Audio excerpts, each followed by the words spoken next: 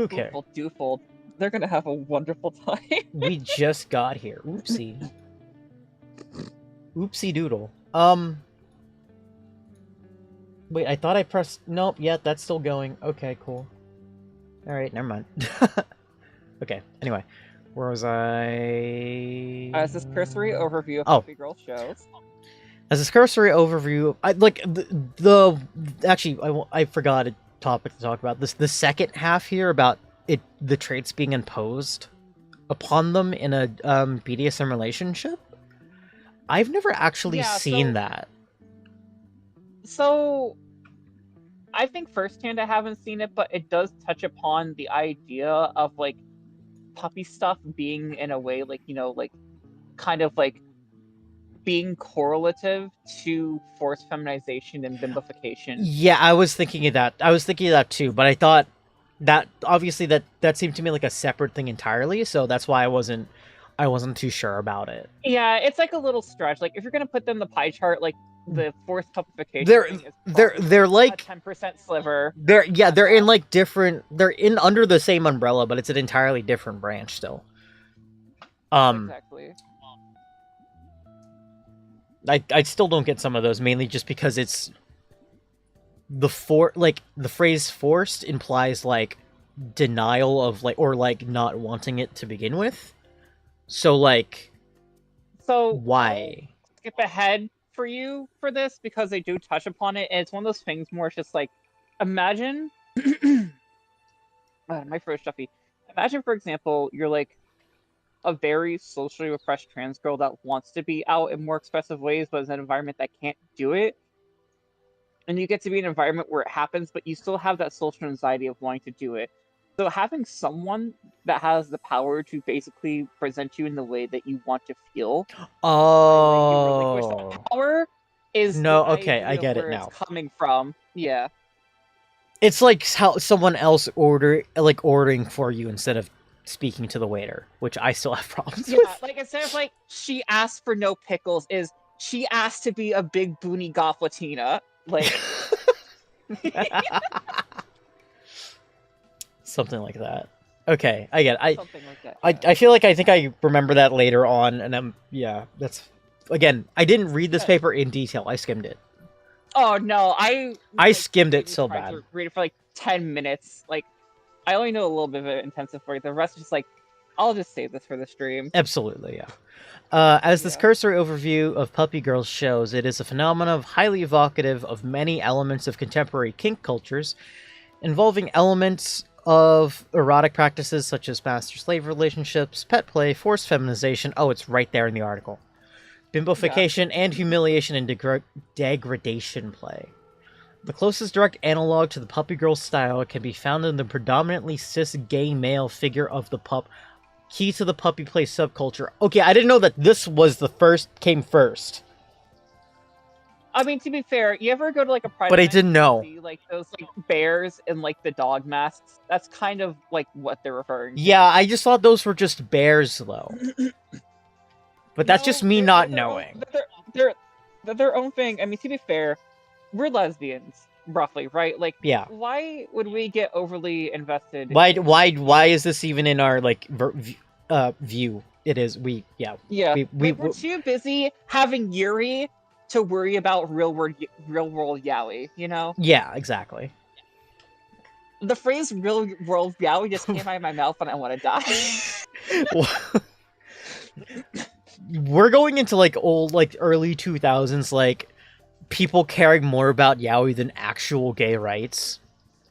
Oh, for sure. Do you remember that? No. Do you remember that phase? Hetalia shippers. I'm pretty sure this was like before Hetalia.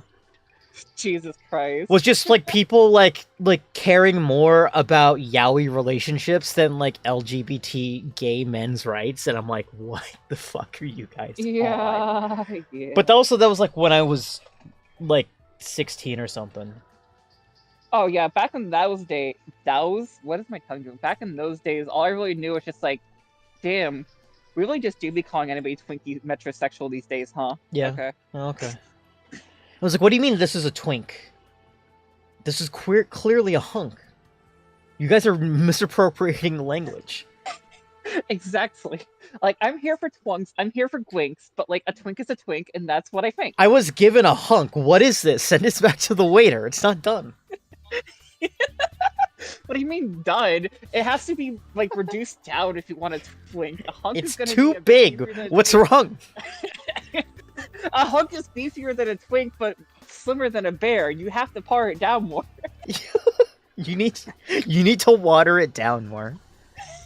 You need to reduce down your hunk more. No, if you reduce the hunk down, you get bear. No. What I'm saying is, like, when you cook a piece of meat, right? Like, the longer you cook it, the more it's gonna shrivel up. Like, think about like beef. Right? Oh no, I was thinking of it like a soup. Okay, yeah, like a soup. Like, yeah, if you like put in like the extra starch and stuff and make it big and thick and chunky, like, like those things are like super hearty, like really hearty stews. Like, those are your bears. That's a bear. Like, oh, yeah, like your like your mildly thick chicken and rice soups. Those are hunks. Like, really watery, like like vegetable stocky base type things. Yeah, miso soup. That is the twink of soups. I don't know what care what anybody said.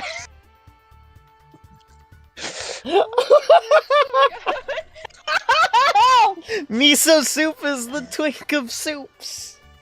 I'm so here. If you add, okay, but that's the base. If you turn it into a ramen, does it become a twunk? I think so. Yeah, I think if you add ramen to miso, it becomes twunky. Yeah. It becomes twunky. Yeah. Okay. Yeah, it gets twunky, but not chunky. I feel like we're losing the point. I feel like anything involving when you start cooking it, like an immersion blender or something like that, that's going into hunk territory. Or anything. Blenders, no. So immersion blenders are like when you like try to like make a hunk, but they're like those really slob hunks, right? So, like tomato lobster bisque is a suave hunk. Yeah, tomato lobster bisque is like, a very handsome hunk, I really see that as a twunk because it's still loose and doesn't have any chunks in it. You know what, you're right. A lot of twunks, they really are just loose and don't have chunks in them. Oh, this is fucking... This is... right there. You left it right there. I fucking love this. I brought you on for this reason. I love this shit. This is great. Okay, let me stop you though. It's as James Pickles describes it. Partially quoting from previous research by Liam Wignall and M. McCormack. Okay, I know that some of this is going to be... I can't read some of this, so I'll just keep going. I'll do it. No, I'll read it. I'll read it. No, I'll read it. I'm just saying, I'll try to censor it. Pups engage in the roleplay by adopting the physical posture of a canine, such as panting, sitting on all fours, sniffing, kneeling, crouching, as well as embodying the emotional and or mental personifications of young dogs, such as obedience, loyalty, playfulness, curiosity, and unconditional love. Pup roleplay is symbolized throughout the gear adopted of handlers and pups. Pups often wear dog hoods, muzzles, collars, gloves, and paw pads that restrict hand movement, rubber paws, and rubber toys that are censored to resemble a tail. Yeah, there we go. Yeah, close enough. Many features of the pup role are also present within the Puppygirl style, as both foreground an attempt of embodying an emotional and or mental personification of a young dog. Whoa, read that wrong. Yet the similarities can be highly misleading. Most importantly, puppy play is primarily associated with the subculture and practices of presumed cis. Presumed. Yeah, gay men. Which is, I like how it does say presumed, because I asked my trans mass friend about this, and they also said that this was like a very similar thing, and that I didn't know about as a whole either, so yeah. Presumed cis is probably appropriate. This is in stark contrast to the trans femininity of the Puppygirl style. On a more practical level, the Puppygirl style puppy is more likely to be exposed to dehumanization and hard sadism, masochism, and dominant submission dynamics. The differences can also be located when it comes to the specifics of the material culture of kink. While Puppygirl media are replete with images of collars and leashes, iconic puppy play toys such as pup hoods and tail plugs are comparatively rarer and overall less important. Similarly, the imitation of dog-like behavior through physical play is comparatively rarer, though not absent in puppy girl media, which instead prioritizes a state of puppiness emerging out of relationships of dominance and submission. Wow, so even in this article it's saying puppy girls are poor, so we can't afford kink gear. Not for so it depends, right? It depends. What's really going on here is more like it's not about here's okay. the thing. Yeah. With pups, they're literally trying to be man's best friend. That is the thing. Whereas, like, with puppy girls within the power play structure that happens when trans feminine culture within the puppy girl lifestyle thing, it's more like you're picking up a stray off the street, and it really depends on if you want to, soft dom them or hard dom them. It's the kind of thing that's going on. Like, it doesn't matter about, like, the overall, like, innate companionship that really comes out of that relationship. Or even, like, the innate gear, or even, like, the materialistic gear about it, because it's more about the power dynamic that makes it puppy. Exactly. Like, it's not about, like, for example, like, if we're both guys, I'm just like, hey, Alma, do you want to be my pup? And you're like, sure. And then, like, we're both cool about it. Like, that's what it is. Whereas, like, with puppy girl stuff, it's usually more just like, there's always that air of tension in there, like sexual tension, and, like, one of us puts the collar on the other and then just starts to fluster a bit, and then this scale goes all downhill from there, and eventually just leads to one person really being in charge of the other. Yeah. And the other just being kind of a pathetic mess. That's kind of what it really is, the main difference between it. Understandable. Let's see here. Oh, there. The issue of framing is likewise important. Puppy play has thus far been mostly investigated as a sexual subculture, a particular subcommunity within the broader world of BDSM. This, in turn, influenced the research approach. Scholars investigating puppy play have focused on self-identification as a pup or a handler, and a community structure enabling puppy play subculture to flourish, such as pup pride groups and pride marches. I didn't even know that they had those. Yeah, no, they have those. I've seen pups at pride parades before. They are a thing. Cool. Surprisingly, I have been too much of a coward to actually go to a pride parade.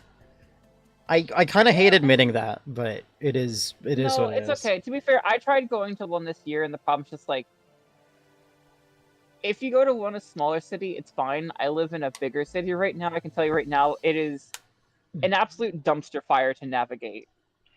It's definitely weird to feel. It's all here, but it's also just like, why are cops here? Bitch with disability. Why is there a company here? Why is there? Where's the ramp? Where isn't there a place to sit? Exactly. Like, I mean, to be fair, at Pride, the one place I want to sit on is a beautiful woman's lap, But, like, when is that going to happen? I'm not Thought you were going to say something else, but okay. What did you say? Because you, like, garbled on my end. Thought you were going to say something else, but, yeah, okay. What do you think I was going to say?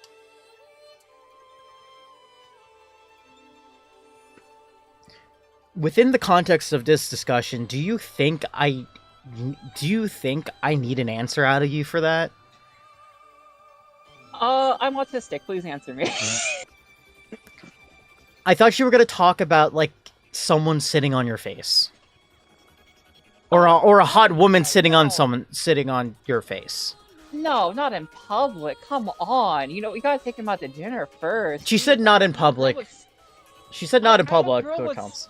I am a girl with standards. I'm a girl with standards, yeah. Like, I want to take a girl out to dinner first before she gives me dessert, which is, the double serving of cake. Like, Jesus Christ, Alma. Okay.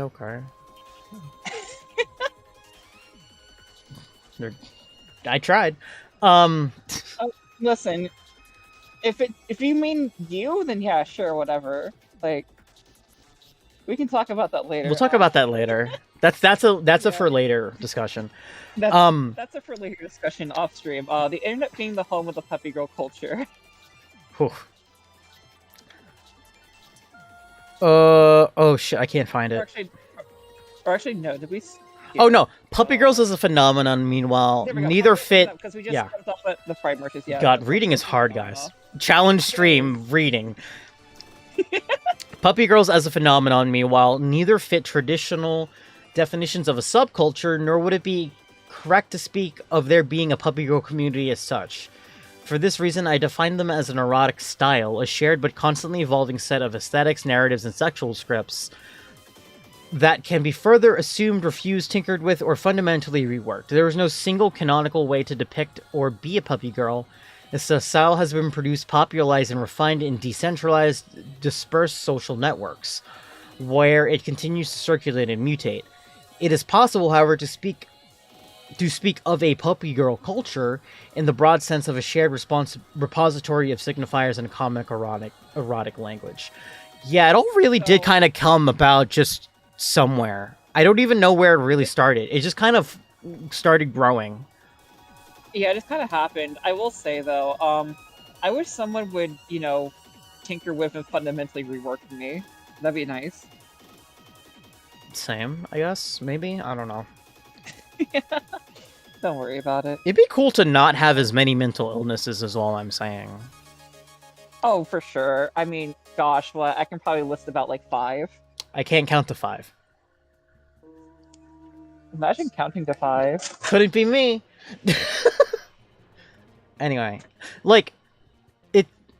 I feel like all I remember about the earlier times when this was becoming an up and coming thing, not an already established thing, was people just kind of saying, what happened to all the trans girls who wanted to be cat girls? Yeah, that's the thing. Everybody, yeah, everybody's stopped talking about cat girls. I think that was kind of it.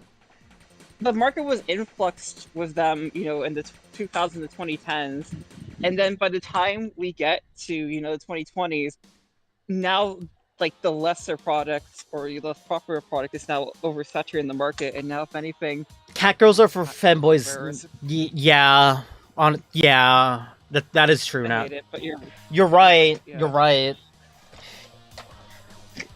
Which is funny because, what did the cis girls have now? Hopefully nothing. All I can think of is either nothing or pretending to be mentally disturbed. The yandere, goth girl, I can fix her types. Yeah, it's better than the 50 Shades thing they were doing ages ago. That was just bad. Oh, no, for sure, that was just a really bad attempt. Cis girls have Disney. Gee. God, do not get me started on Disney adults. They murder me inside. At least they know how to take action. That's an entirely... Oh, remember recent politics? A lot of people canceled their Disney Plus subscriptions. News to me, because I know people that will just keep on sucking off the teat no matter what. Okay. Let me see here. Oh, no, yeah, now we started reading this next section. The internet being the home of the puppy girl culture is also reflected in my own personal experiences. I was first exposed to the idea of puppy girls through my participation in Discord servers. Alright. So we don't... It all goes downhill from It all goes downhill from here. Where a high enough population of fellow trans women meant that posting... Wait, what? Meant that posting of Wait, where a high enough population of fellow trans women meant... Oh, I get it now. Meant that posting of niche trans content did not register as unusual. Okay, that makes a lot more sense when I read the sentence out in full. There a few years ago, I started noticing memes and erotic content being exchanged that hinted at the idea of puppy girls. Initially, those exchanges were mostly limited to dedicated not safe for work channels, where they coexisted with more traditional erotic content. However, as puppy girl content became increasingly legible and recognizable in the online English trans feminine culture, that is such a fun way to say it, it also breached containment. I like breach containment in quotation marks. Which is there's a lot speaking on this, my brain's going there's no way that you just use the word repository in a normal sentence, because the only people I know who do that use Linux. Yeah, I That's mean, the to be fair, I'm just surprised they chose breach containment instead of being on famous they like broke out of the kennel or something like that. well, no, And then it's because like Joey beat me to it. Breach containment is a SCP phrase. yes, I'm aware of that. So like we got like it exposes the right it talks more about the writer as a whole because they're in the same spaces of trans people, so they have the same like phrase like Vernacular, yeah. vernacular. Like breach containment is specifically just an SCP thing. Repository is very specific towards, I mean, repository you could use for a lot of things, but the most common usage is just for Linux. Like Linux Yeah. and a lot of, there's a stereotype of trans women using Linux. I've fallen into I it, mean, but literally also like, today, yeah, even like trans femme Linux user basically says the same word twice. Like, I don't know what to tell you. yeah. So it's getting interesting. Let's see. Unless obviously sexual memes also began to circulate in general news channels, attracting both interest as well as a degree of ridicule that tends to accompany styles perceived as overly popular fads. Yeah. In time... Is it trendy to be a puppy girl? Stop making puppy girls a thing. It is not a thing. It's not a thing. Stop trying to make fetch a thing. Fetch? Fetch? Where? Fetch? Changing Windows software into Linux is a trans allegory. Maybe. I can see it, but that's definitely someone else's... That's gonna be someone else's dissertation, not mine, though. Yeah, same. Like, I'm perfectly happy with Windows. there's definitely That's what something... I'm There's doing. definitely something there. I'm not gonna discredit that, but also... I... We have other things to talk about. Exactly. Sorry. In time, I became an active participant in the exchange of Puppygirl content, reposting it and sharing it on our other servers with other friends. In many ways, the experience echoes a longer history of being trans on the internet. It resonates with Anna Valens' account of her own participation in niche transerotic spaces like Tumblr, and the importance for the development and their importance for the development of her own self of gendered and sexual self. So I'll start a Google Doc. Yeah, thank you. Oh wait, isn't Anna Valens also that person who broke the story about the payment processor stuff on Itch? I wouldn't doubt it. I don't remember exactly who she is, I but feel like, hold on, because I've seen that name before. Anna Valens. Oh, journalist who broke the Kirche Gamersub story. Okay, that one too. nice. Nice.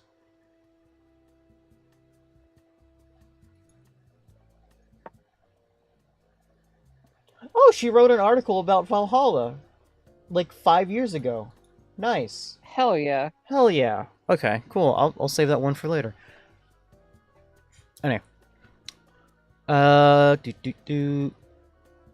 Valence, spaces that mattered and continue to matter as they allowed for those members of already marginalized social groups, such as trans women, who disidentify with dominant assimilationist ideas of what proper belonging in such groups would entail to be exposed to other, often erotically suffused ways of being. Oh god, that was such... Oh, man, I'm bad at reading sentences.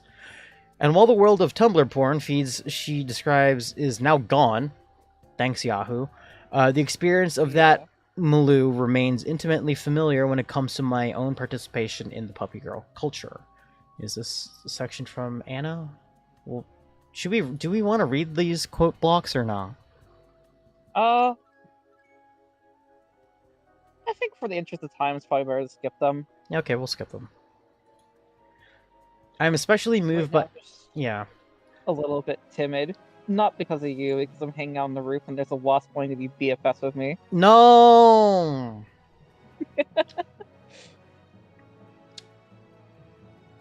I just wish this wasp would get out of my, fun zone.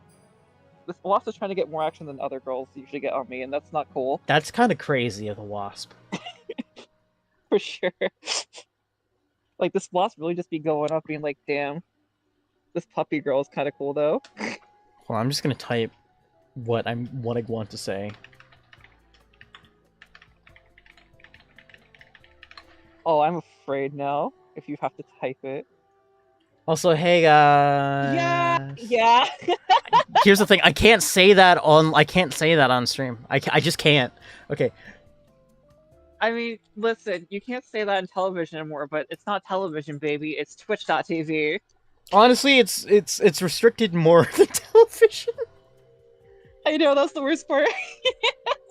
Oh god. Okay. Anyway, let's keep going before. I'm especially moved by Valence's stress on the importance of the unquestionably less content in question. Trans lesbians and trans lesbians' desire has been thoroughly Invisibilized.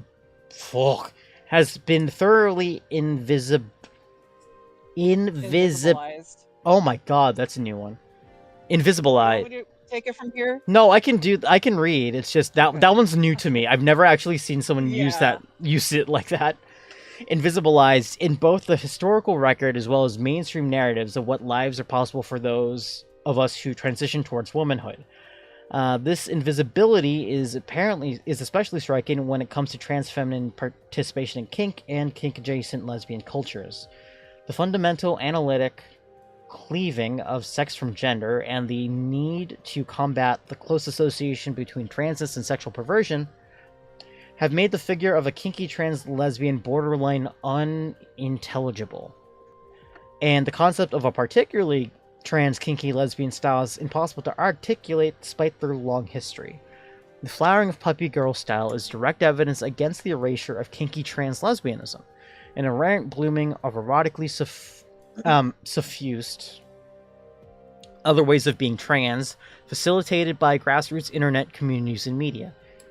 Yay, the internet. To be fair, I do have one problem with that. What? Most puppy girls are still unintelligible because they're bottoms half the time. Nothing has changed. Just key smashing constantly, yeah? Yeah. I mean, have you seen some of the comics about like earlier puppy girl stuff pre-kink where they just like give them the paw mitts? It's like, okay, now type, and it's just like the funkiest key smashes you can good puppy. I've never seen that. That's funny. That just seems like a good joke, though. That just seems like a good meme. It is a great joke. Let's see. What are those ways, then? This returns us to the question of what puppy girls know, a question which I will now move to answer by using select puppy girl content to illustrate three key themes of what, however tentatively, may be called the puppy girl pedagogy. Interpersonal affirmation, joyful dehumanization, and refusal of respectability. Those are pretty good, like, tenets, because, like, all the other, like, there's, I can't think of any other, like, thing that would be in there that's important. Yeah, no, that's basically, like, the trifecta of what it really is at its core. Everything else just kind of sprinkles, but that's the foundation. Yeah, everything else is very, like, additional to this, which is lovely. Alright, so there goes that paragraph. Which is generally, like, that was the introduction, and I'm like, oh my god. Anyway. Yeah, this paper go wild. Interpersonal affirmation, becoming a good dog. I think this is your turn, I think. Yeah, let me go get somewhere a little more private. It's getting a bit crowded on the rooftop right now. Yeah, two's company with the wasp, right? Oh, no, I mean, there's actual people up here now. Oh no, damn it. Oh, it's fine. I can go down my mortal enemy, the stairs. I need a tutorial on going down the stairs. Because the tutorial I've been following is like step 1, step 2, step 5, step 10, step 30, 4. Well, that's the problem. You're skipping steps and you're gonna hurt your bones. So it goes 1, 2, 3, 4, 5, 6, 7, 8, 9. I did it. I went down a flight of stairs. No way! Yeah. It's just a 10-step program? Crazy! It's a 10-step program. It's basically if step, yes. Okay. That's basically how it goes. Anyways, interpersonal affirmation, becoming a good dog. Let's return briefly to the boring Kate's post. Contained within it, aside from a clever play on an old internet adage, is one of the core concepts Adage. animating the Puppygirl style. Adage. You Adage? don't go for it. What's What? wrong with adage? Am I really gonna get roasted for this right now? I'm roasting you for adage. Guys, is it? I mean, It's adage, right? Like not adage. Like what are we just trying to add French into words? I think it's adage. I could be wrong. I like know it's adage unless I'm being gaslit right now. No, I'm not gaslighting you. Sometimes I just say words in a way, and then people go like, "It's wrong." It's like I don't care. My way sounds cooler. Looking this Like up. I know people go like, Adage. like I go chagrin. It's like Adage. chagrin. It was like, but chagrin sounds Adage. better. It's adage. It's adage. Fine. Chagrin I'll go and for it. chagrin is okay. Fine. Let's return briefly to the boring Kate's post, contained within it, aside from a clever play on the old internet adage, Jeez. is one of the core concepts animating the Puppygirl style. The insistence that Puppygirl is a good girl, good dog, good puppy. Why is there a citation on that? What's the footnote? It's probably gonna jump up to. Oh no, I read it. Hold on. It's important to Yeah. note that the puppy or dog qualities of Puppygirl need not necessarily understood as referring to actual puppy or dog-like qualities, but rather to a set of highly stylized, eroticized forms of expression with an antagonistic relationship to the foundational systems of the post-Enlightenment Western human subject. Oh God, they're writing this. They're using the $5 words here. Oh, honey, no, there are some $10 words in this article. Yeah. An Um, only nominal affinity with actual animal behavior, while it is also sometimes discussed with Puppygirl media. While this article shows, disidentification from human cis-identity is a key part of Puppygirl culture, this does not necessarily lead to gender or furry identification with animality. Neat. Where are you? Oh no, there was a footnote after that sentence you said, and I read it. Okay, I was like, it almost read like the next paragraph. It's like, wait, did I just get jumped? No. You can keep on. Keep No, going. you're okay. Yeah, Okay. yeah. That insistence is external and often cast in the patronizing register when addressed directed at, well, a pet. A being that doesn't necessarily understand itself well or occupy the same position in the hierarchy of beings. In other words, one's status as a puppy girl within Puppygirl media is not necessarily an expression of inner identity that needs to be just reeled in the process of self-disclosure. Sexual self-knowledge, so key for the modern government of sexual identity, is not required of a puppy girl, nor is she expected to participate in the confessional practices of self-avowal that undergird contemporary modes of sex and gender identity. In fact, as the following meme demonstrates, a puppy girl may not even know she is a puppy and needs to have the status imposed through loving but forceful means.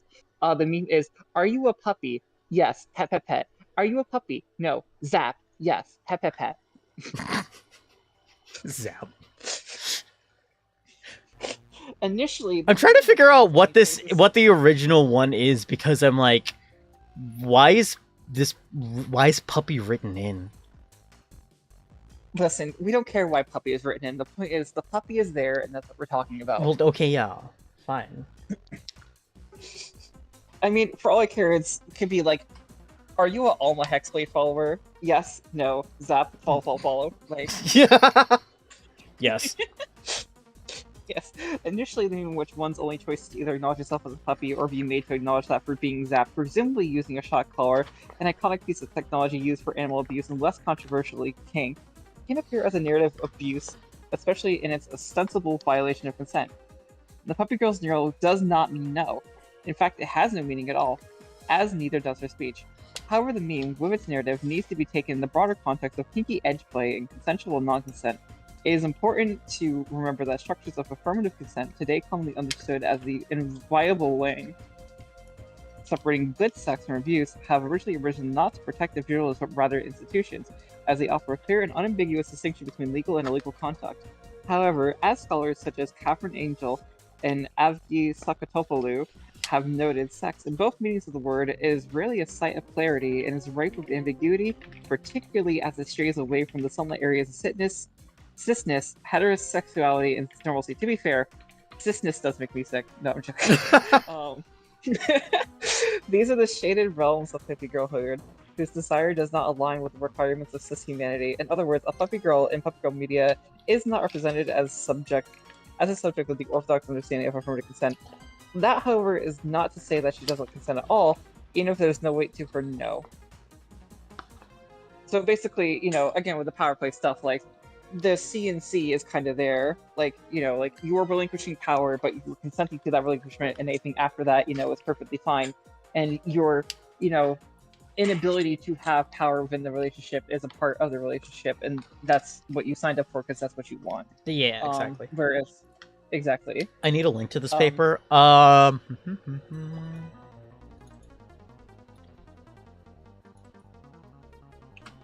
let me know when you're done linking and I'll continue reading.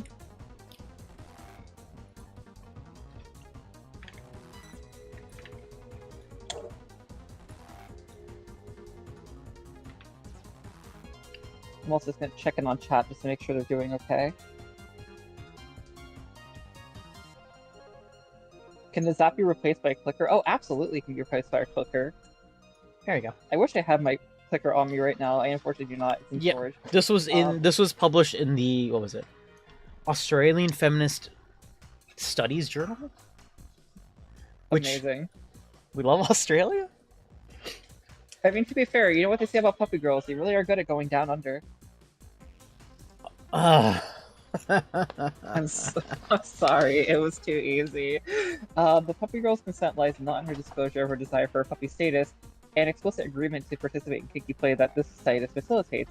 Instead, as Sakatapalu suggests, it should be located in her willingness to be exposed to that which is alien, animal, inhuman, to herself. What is going on up there? I'm just making sure I'm good. The puppy girl's tranness adds another important wrinkle to the analysis. Erotic trans feminine cultures have a long history of engagement with fantasies of forced feminization, having one status and position as a girl, woman, female, depending on the script involved, assumed not through a personal act of coming out, but by having it forced by an external actor. I was, mentioning this earlier. The key aspect of fantasies of forced feminization has always been that they offer a resolution to what Grace Lavery termed the romance of intractability. The cultural tendency to frame sexual and gender transitions as impossible, especially if they are desired. Impossible? You know what I mean? It's the future.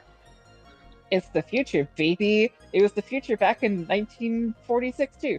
If one both wants to become a trans woman, yet also can imagine a way that such becoming could be affected, the idea of having it externally enforced promises a way out of a seemingly impossible bind. It's, and force from exists. Yeah. I had a weird, sort of similar issue with this. When I was going to get an appointment, I had to bring a friend with me, and they had to tell the doctor why. I was just nervous. What? Oh, sorry. I mean, puppy. What? Oh, did you not actually hear what I said? No, I heard what you said. I'm just like, really?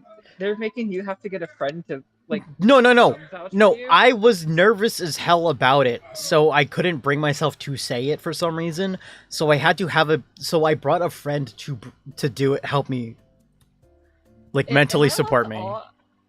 Am I allowed to awe at that? Sure. Aww, poor girl. I'm anxiety riddled. It's bad. Oh yeah, no, believe me, my anxiety is there too. Usually more just I cannot engage with new people, or else I basically blow up and die inside. As we were saying though, a puppy girl is a good girl. Good girl. Good girl. Good girl.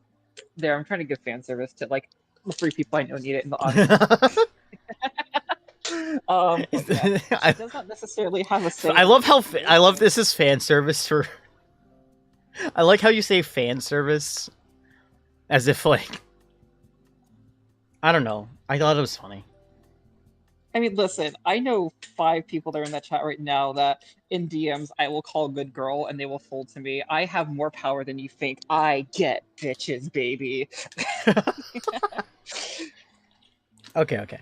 But yes, a puppy girl is a good girl. She does not necessarily have a say in whether she is good. In fact, the dominant submission dynamic inherent in becoming a puppy girl strongly centers her own subjective perception of herself. But this is not necessarily a bad thing.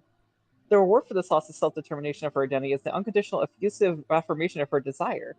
Again, this needs to be taken in the context of the Puppygirl's transis. Most trans women note the possession of themselves that their ideas of their self are not always trustworthy. I mean, this is true, right? Like, we're our own harshest critics, and a lot of trans women have A lot of issues with their negative, confidence. like, Negative negative, self-confidence? Yeah.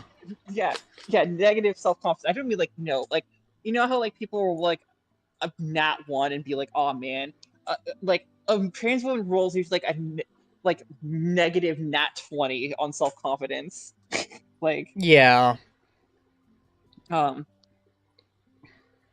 that's what I'm trying to articulate.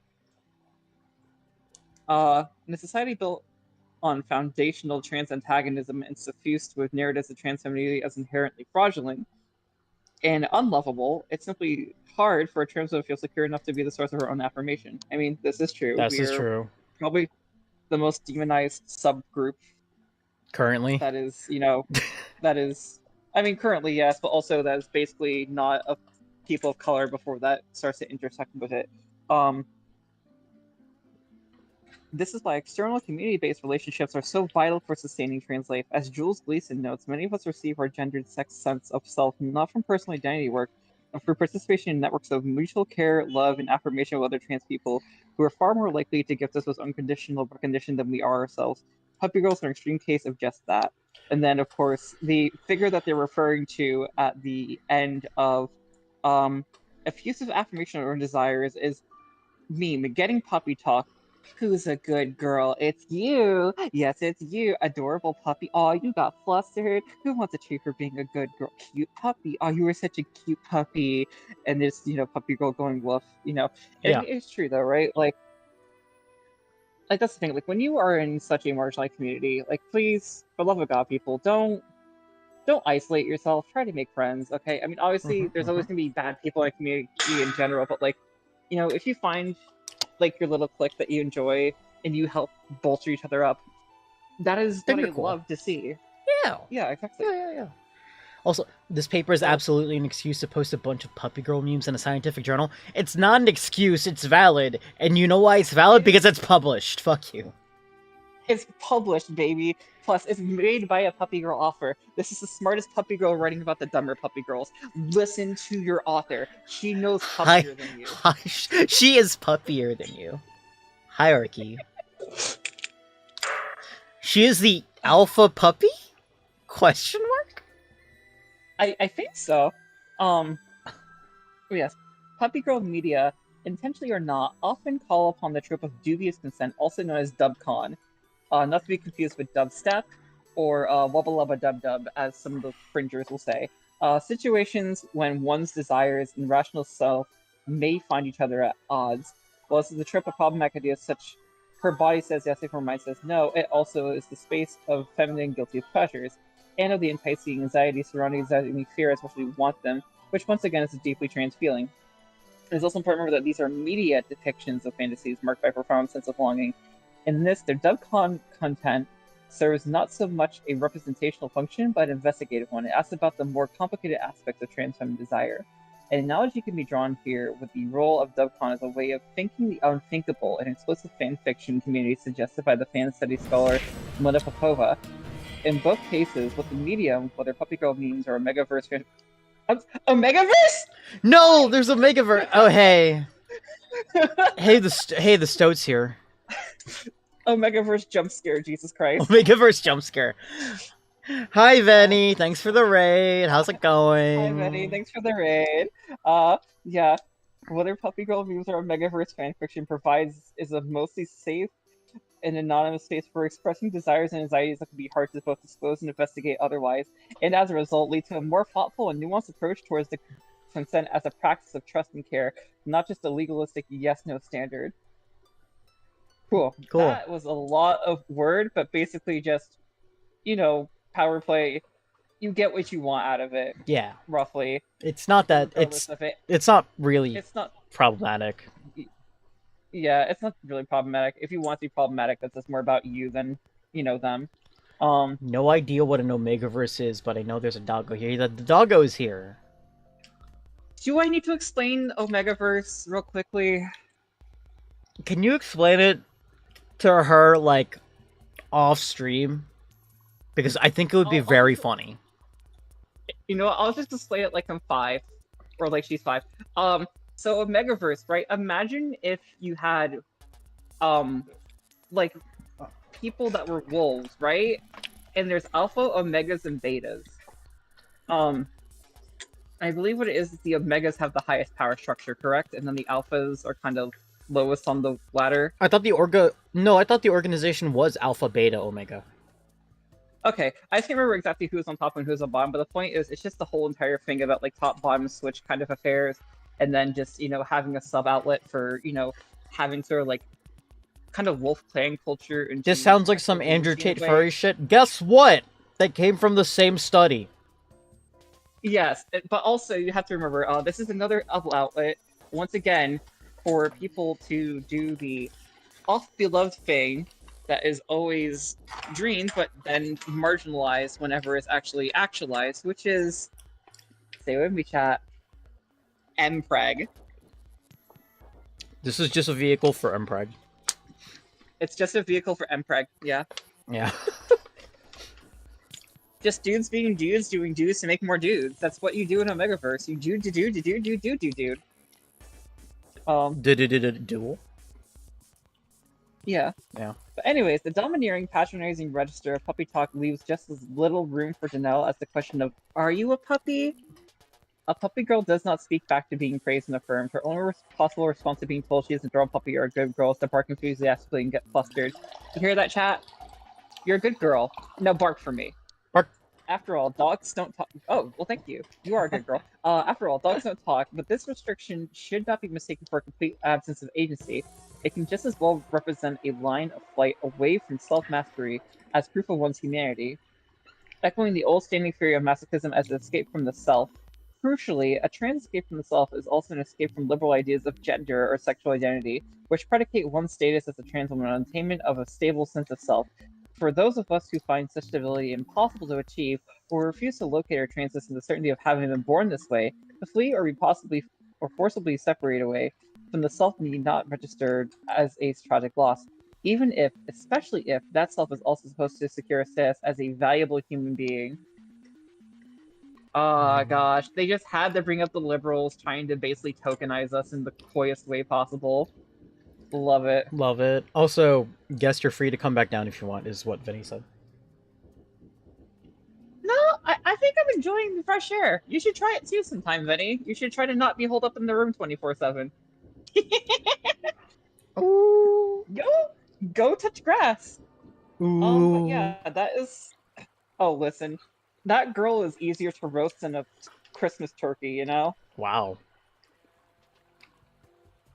It's very cute watching the dynamic, I do have to say.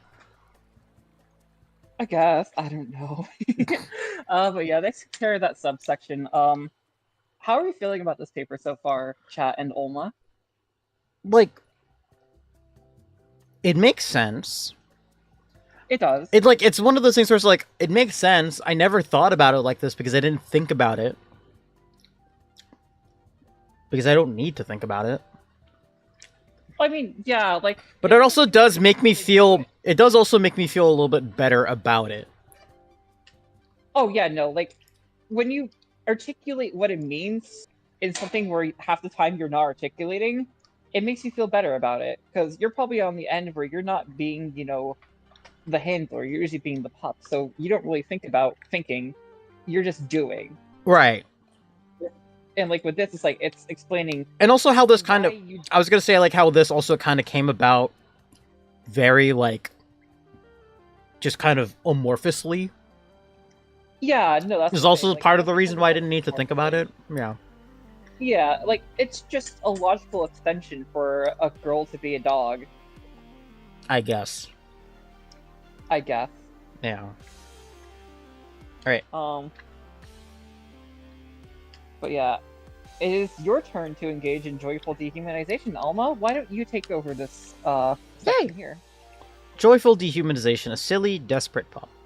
Puppygirl media facilitate between two main modes of address towards puppy girls. Yes, puppy girls are good girls and adorable puppies, but just as often they are called stupid, desperate, and mutts. They're This is true. I am both. nice. There needs not to be any contradiction between the two, and as Figure 4 aptly illustrates, the two registers are perfectly capable of not only coexisting, but also working towards the same ultimate goal. To be affirmed as a puppy girl is also to be denied full measure of one's humanity. Just a note, this next image is tits out NSFW, so Sort of. I'm just making sure you're aware. Yeah, If it's like... you want to, like, not say for Sasuke or something. It's not... come on. It's not too bad. It's just up to you. I'm just trying to give a forewarning, just because you're the one navigating the stream. It isn't bad, I just feel like maybe putting it up here for a significant amount of time is not the best, so give me like 30 seconds. Oh yeah, no, exactly. Basically just, you know, another puppy getting praised. I mean, you see one, you see them all. All pups the same, pretty much. What am I supposed to tell you? Yeah. Okay, closest I have is a loot color that I had for my... close enough. There we go. Okay,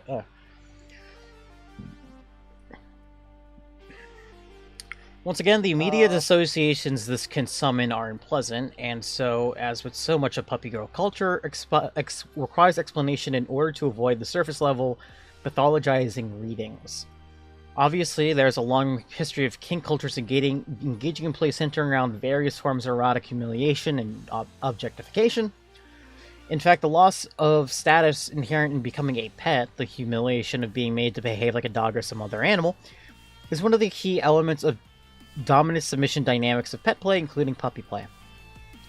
Furthermore, the context of addressing a pet, seemingly demeaning terms such as dumb, can also be highly endearing, which is a cultural resonance that kinky pet play is highly attuned to. Puppy girl culture is no different in this regard. On a basic level, the humiliating register can also aid the work of affirmation. Silly puppy and dumb mutt exist on the same spectrum of endearing, if patronizing, modes of address that are foundational for the puppy girl style. Yeah, and I mean, like this too. this is I feel like this is kind of the I gotta explain this to the normies part. Oh, for sure. And I mean, again, it's also... But that's the point of a paper, Right, because that's you like- have to. You do, right? Like, when I was saying, like, there's those, like, soft dom takers versus hard dom handlers, like, you know, with this one, it'd be like, you're a dumb mutt, versus, like, aw, who's a dumb mutt? Who's my dumb mutt? Yes, you are! Like, you know, there's a difference between the two, obviously. And, of course, you know, at some point, just going through this, it hasn't touched on it yet, but the amount of puppy girls that also correlate with the amount of girls that like punched in the stomach for abuse points is, almost a circle in the Venn diagram. Wow. There's a lot. I feel like that's in later in this paper. It's probably later in the paper, but I might as well bring it up now just so people can be like, y'all do that? And be like, Yeah. you don't? Okay. In this sense, the puppy girl's inability to respond through language, represented in Figure 4, by the faded out text containing infantile phrases like want pets and bolded out barking and onomatopoeia, serves to enhance both the affirming and humiliating fact of becoming puppy. There is an obvious dominant submission dynamic being established through that. A puppy girl is defined by her low status, which is why she is usually a girl and almost never a woman. Though jokes about how puppy girls are everywhere, but what about dog women, are as common for such dynamics in kink. Puppy girls' low status and instated incapacity, to be anything more than a dumb mutt is also a reason for why she needs to be taken care of. Furthermore, liberating the puppy girl not only from herself, but also from the sanest and ablest demands of productivity and self-maintenance expected from a productive member of society. If she is a pet, she is free from needing to achieve self-mastery. She can fully instead rely on others. So basically, I'm gonna say this, and it's gonna be the most, like, boomerang-ass thing you'll ever hear. But with the ways they're articulating it, basically, you know, You know how a lot of trans women are basically pegged as being hard communists, pretty much? Yeah. To be puppy girl in a way is Is basically getting being back to is the idea. It's like projecting capitalism through objectification and engaging a community through a master. I do not want in to, a form of expression. I do not want to contribute to society. I want to be puppy. Exactly. Fuck capitalism. Only canine. Woo.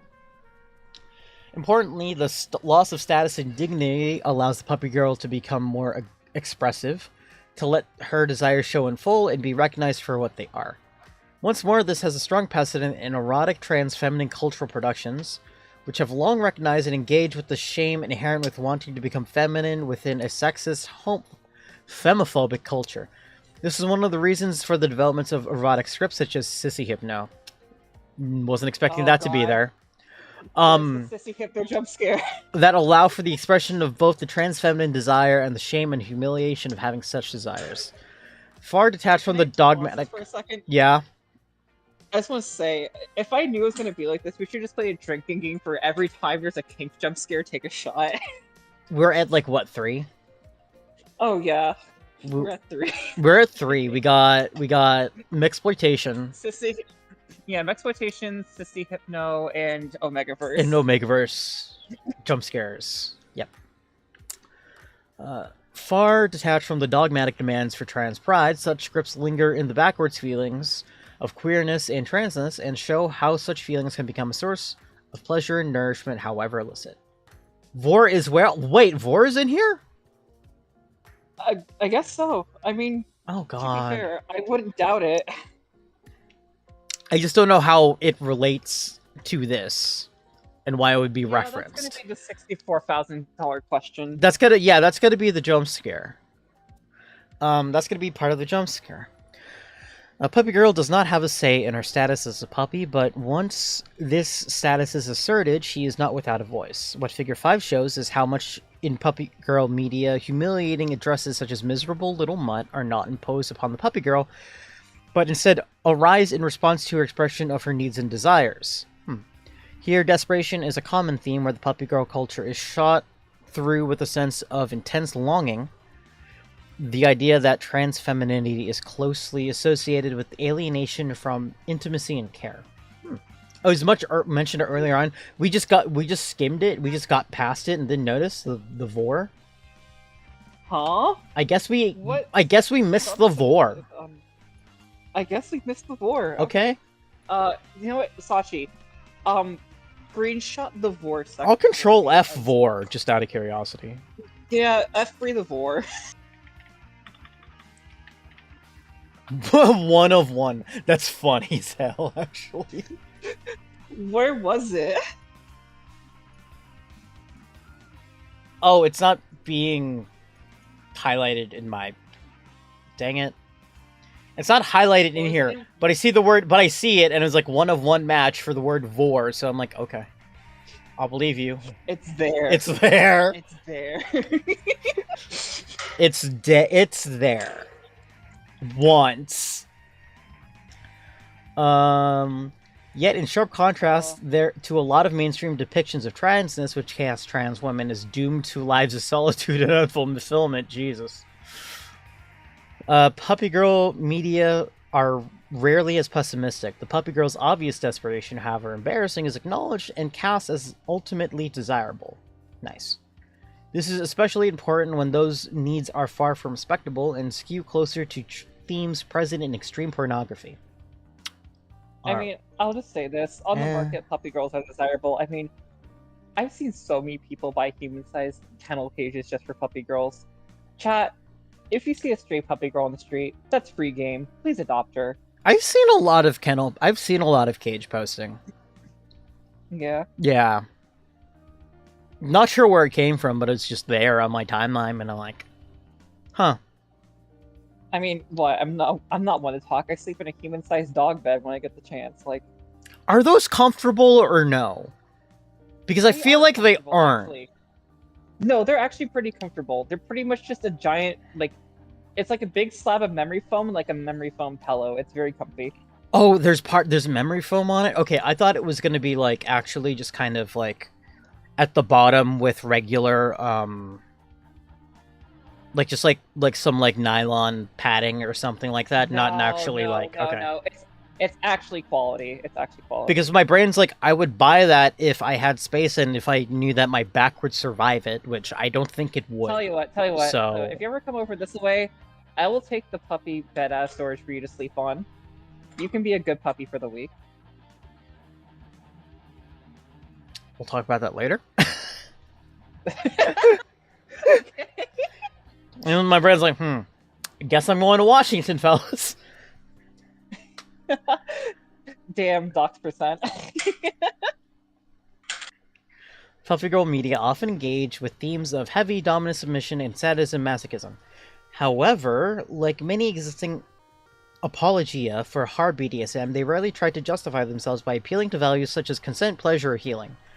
As Puppygirl media are primarily made and circulated internally among trans women already engaged in their consumption, there's little need for explanation or justification. In this sense, they harken back to underground pornographic productions which shaped the anti-assimilationist desires within gay and lesbian kinky cultures.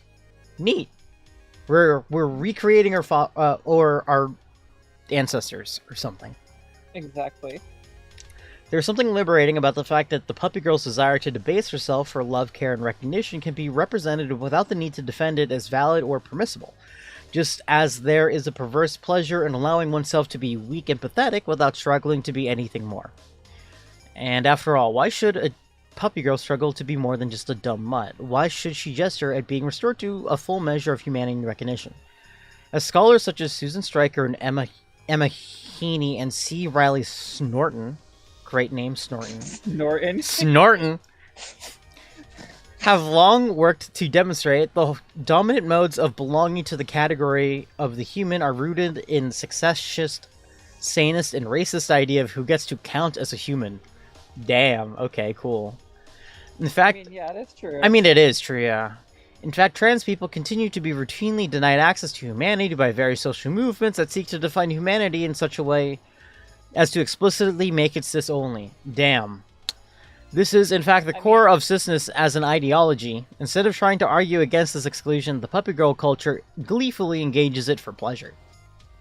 What were you gonna say? I just want to say, like, well, one, cisness as an ideology is absolutely correct. In the current climate of things, it's just holy shit. Which is holy shit. Yeah. Yeah. I mean, even the citation that's listed is 2025. Like, holy shit. Yeah, but also just like who gets to count as a human? Like, I had to explain the other week to Venny about the X question, like the trans question, the gay question, the black question, the Jewish question. Like, who counts as a human being within a capitalistic society in regards to labor force is not new. It's regurgitated. It's just right now we are re-centralized as the main point of, are we human to these people? Yeah, we happen to be in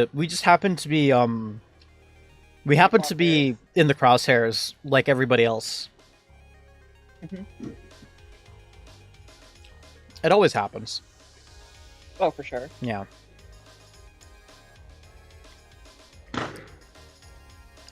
If the category of the human was never home for kinky transmians, it asks, why not leave it all together and become a puppy?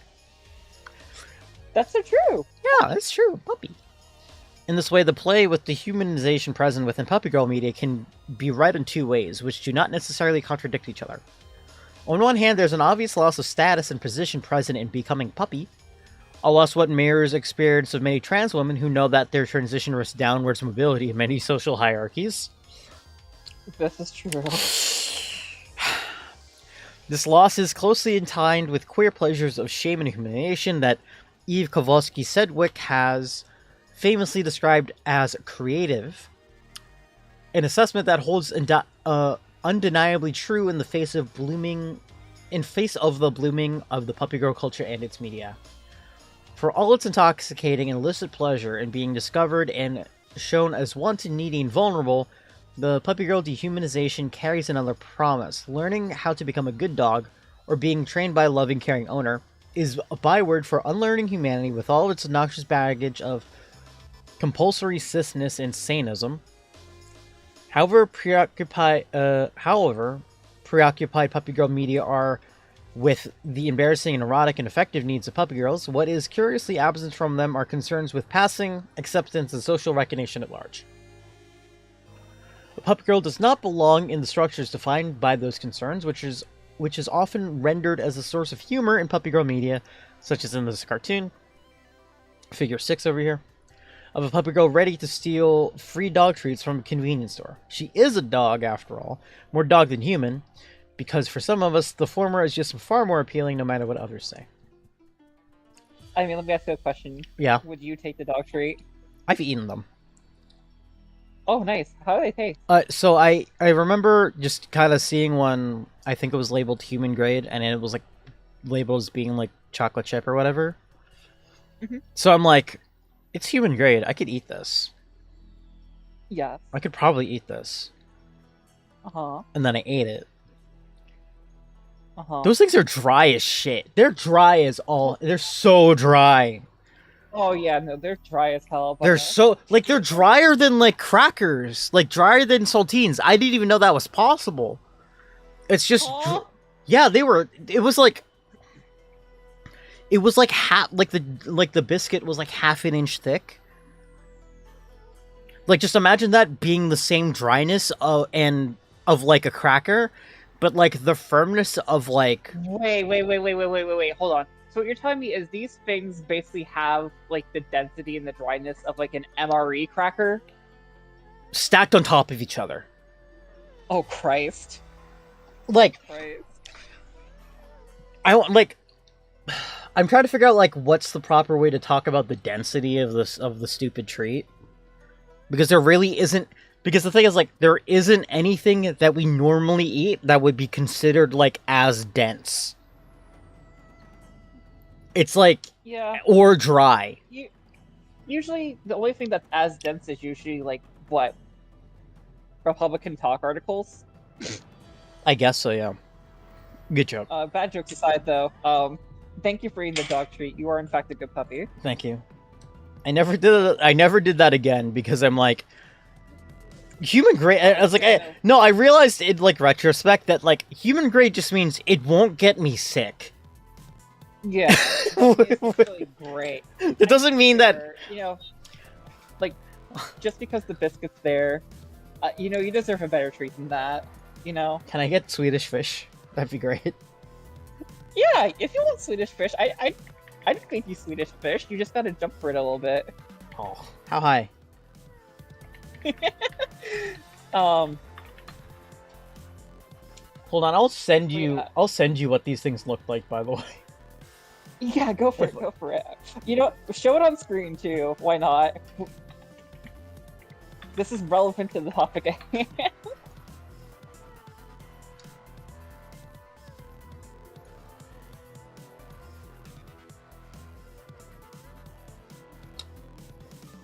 If I could find them, but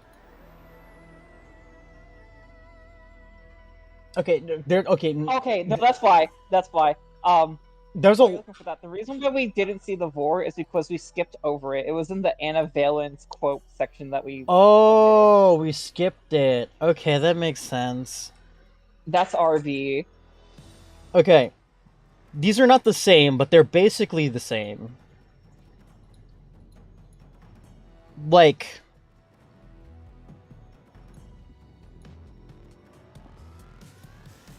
how can you tell me that that's just not a cookie?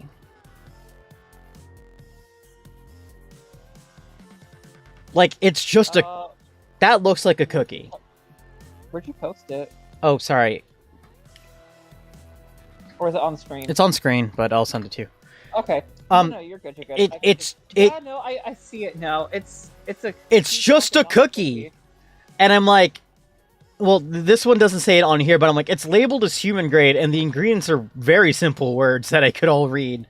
But like, so like, sure, fuck it. I'm only gonna do this like once again, and then regretted it. I didn't regretted it because it just was not good to eat. Yeah, like, to me, it's just like, biscuits are just baseline. There's the easy things. Different dogs deserve different treats. You want Swedish fish. For me, I'm a jerky as my treat kind of dog. Um, and then if you're a puppy girl in this chat, please go get yourself a treat. Just don't rip up the couch. Don't eat the plastic that it came in. Yeah, don't eat the plastic on the couch. That's not good for your teeth. Yeah, that's not good either. All right. But next section, refusal of respectability. I just realized sorry, wait. Things up and just freaking Barking and ripping things up and just freaking it is such a good just. Someone got tired of writing and just like fuck shit toast. I didn't notice in the art. I love that there's a shirt that says "I blame society" and is holding a gun. Exactly. Yeah, it's pretty valid. Anyway, yeah. Yeah. I mean, I literally just mentioned don't rip up the couch, and now they're just barking, ripping it up, and freaking it. Well, Stop. I'm freaking it. I'm freaking it. Like, what is freaking it? Please explain freaking it. I think what the freaking it is, it's synonymous with going sicko mode. It's, working your chain. It's like, going off your rocker. It's like, okay. Really going fishing. It's, being one bolt short of an IKEA shelf, You're saying things, and I guess I'll agree to them. Basically, you're just losing it. You're just going absolutely, like, primal. Basically. Mick losing it or whatever. Yeah. Okay. I'm Mick freaking it, baby. Ba-da-ba-ba-ba. What does the girl in the kennel say? Well, that she is a quantitative analyst. Quantitative analyst, yeah. A quantitative analyst. I had to parch myself because this next one listed is a green text one. No, it's not a green text one. I think it's coming up though. Yeah, it's next in the. Yeah, there's the diagram. Yeah, I remember this much. Well, that she is a quantitative analyst. The contrast between her girl status as a puppy girl with all the intended infantilization, submission, dehumanization, and her other achievements in normal life is one of the more popular sources of humor within the puppy girl culture. The joke is obvious that someone who has so enthusiastically embraces her own apparent degradation can also be as successful as a person. How could such a person want to become a dog? And then figure 7. Me. So you wear the pants in the relationship? Butch holding leash. Huh? Oh. No, I'm between jobs at the moment. She's the main earner for now. Girl in kennel. I'm a quantitative analyst. And like it do be true. Like I've met plenty of like trans women that are just like, yeah, I just want to feel something again. I just want to be degraded. It's like, so what do? I'm a software engineer who earns 140K a year. Yeah, I'm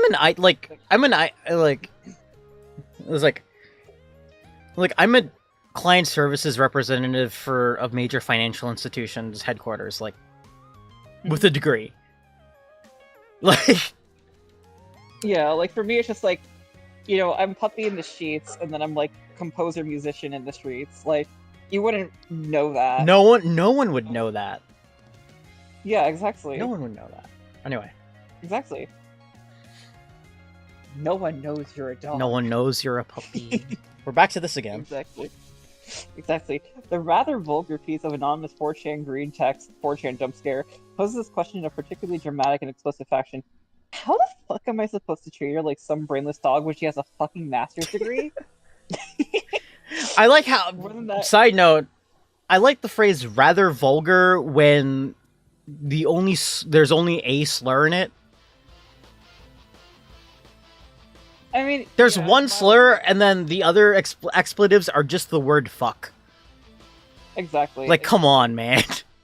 Like, I've been on 4chan. Like, I did my time. I did my time on Mew thinking I could get music knowledge. Instead, I was wrong about one thing in a Queen of the Stone Age song analysis, and people jumped my ass. It's like, can y'all get a life? Can y'all get a fucking life? Sorry, I was on. I don't know why. I was in like the trenches on B for some reason. Oh, you were. I don't want to say the slur for it because it dips into ableist culture, but you're a B user, girl. I was not an explicit B user. I never. I was a Mew, and I stared at. Okay. I stared at a B, D, because of course I would, H, HC, Y, and GIF. I think that explains a lot about me in general. Yeah, that explains a lot. But I did not. But I'm not saying I'm I've. changing. I'm not giving you up. I'm I know. Just saying. I'm never. It explains so much. I have never ever posted on B, but I browsed it for some reason because I guess I just wanted to see terrible shit on the internet, and I got what I deserved. Listen, Alma, I'm gonna be real. I will say this: I would rather admit to someone first that I killed a man instead of saying I posted on B. Same. That's all I'm gonna say. But yeah, so the smartest person I know. Again, the source of humor here is seeing the contradiction between the girl society being the main objectifying her actual qualities as a ostensibly human person. And green text is green text. Be me. Have transgender girlfriend. Saying that because there's a slur in there. She is really into puppy girl stuff. Insists I call her mean names during sex and stuff, like dumb little puppy and stuff. She's literally the smartest person I know. Well respected her in her field. How am I supposed to treat her like some brainless dog when she has a master's degree? Like, that's basically the mood half the time. The mood.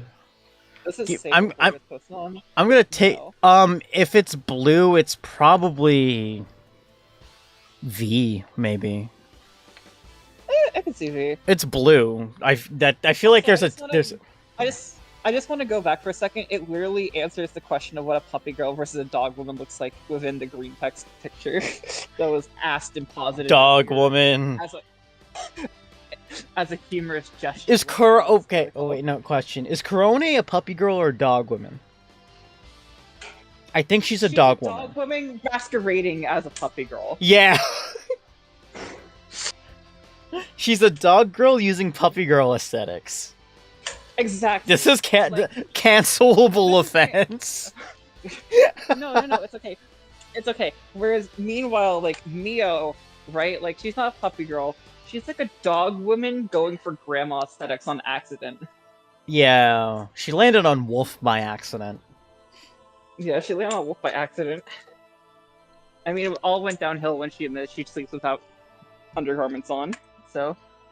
Yeah. Yeah. Ah. Nope, the rooftop is still occupied. That is fine. Oh well. I don't care. I don't mind sitting on the stairs. 1, 2, 3, 4, 5, 6, 7, 8, 9. And then, 1, 2, 3, 4, 5, 6. Sachi 7, says, I'm so 8, glad I never ended up on Mew because I am a better person for not thinking In the Airplane is a good album.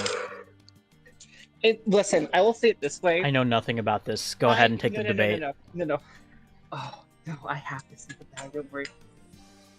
Mewcore albums are incel loser shit. I'm sorry. Oh, okay. If you like... That's it? In the Airplane Over the Sea... Let me elaborate. Yep. If like In the Airplane Over the Sea, it's fine, but it's not a 10 out of 10 underrated gem or anything. At best, it's like a 7. Don't try to schlick yourself off making it super great or anything, you know?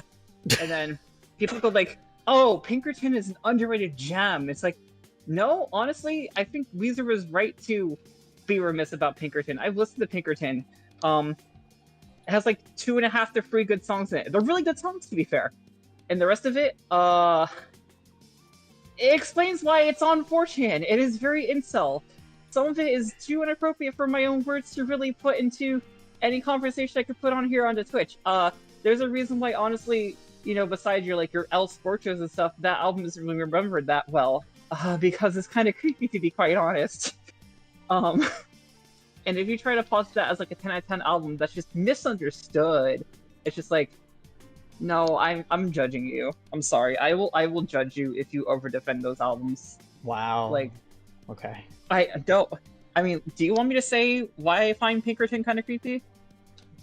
No, other than his name is Pinkerton, so that makes me feel like I should know about this somehow. Well, there's only a song of Ruth Cuomo on there. Oh. Like, musing about responding to a fan that wrote a fan letter to him overseas. And basically, she's like a younger Asian schoolgirl. Okay. And like one of the lyrics posits how he wonders how she, engaged herself within a not PG manner within Huh. the times of 8 p.m. to 1 a.m. in the morning. Oh, okay. Yeah, that kind of shit. Why is this shit on an album? I don't know. It was 1996. It Uh, was a different time. Yeah, they were talking about weird shit then. So in music in particular. So I mean, okay. to be fair, like there were bangers from back then, right? Like detachable penis, but that's a whole different story. That is a good song though. Uh, oh, I love That it. one's funny.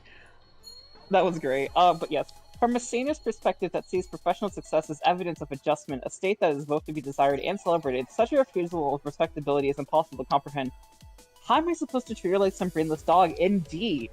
However, Puppy Girl style does not prioritize intelligibility in respect to the human, i.e., cis, neurotypical, able-bodied word. Instead, it revels in the opacity afforded by desires that at least feel unassimilable to normative socioeconomic order. Oh god, we're breaking out the $3 words, Jesus Christ. Now, The strangeness of those desires is what Puppy Girl media love to linger on. This is I trapped McCain, hold on. No. The strangeness of those desires is what Puppy Girl media love to linger on. This is often done for humor, which nonetheless remains laden with suggestion that there must be something more to the trans feminine Puppy Girl's desire to deny her achievements, productivity, and public success, and instead choose to instead be someone's dumb mutt and embody dumb muttery. I mean, after all, what good are your accolades if they don't let you be Puppy? yeah, what's the point? I'd rather just be Puppy. Like, master's degree? No, I want my master to master me to a degree. I just want to be a dumb puppy. Like, see the difference there? Rob Baumeister's concept of the escape from the self provides a ready-made explanation, and one which aligns. Did you with just the bow phenomenon. into the microphone? Yes. Oh, okay. Why? No, I just couldn't tell because it just sounded like a burst of noise, and I'm like, I feel like, did you just go bow bow? Okay, bow bow. Yeah, Rob Bow bow. concept of the escape. The escape from the self provides a ready-made explanation, and one which aligns with the well-described phenomenon that many clients of professional dominatrix. Okay, jump scare. Professional dominatrixes are actually highly successful businessmen and professionals who seek erotic submission as a kind of release valve for the pressures of their professional lives. Yeah. Yeah. Yeah. Yeah. However, to settle on this answer is to ignore the way that Puppy Girl culture and media problematize more than just the dynamics of individual sexual lives and desires.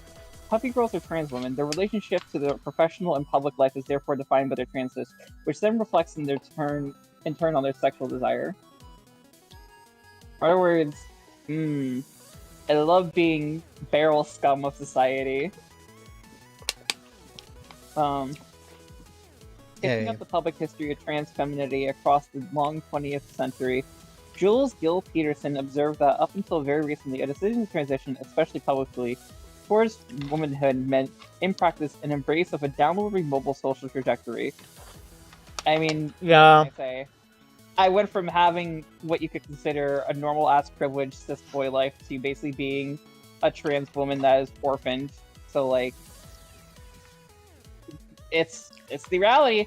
Trans women not only were forced and worse paid, less respected feminine positions, mainly in the service industry, but were also often denied a possibility of legal work at all, moving them to further into criminalized informal economies such as sex work.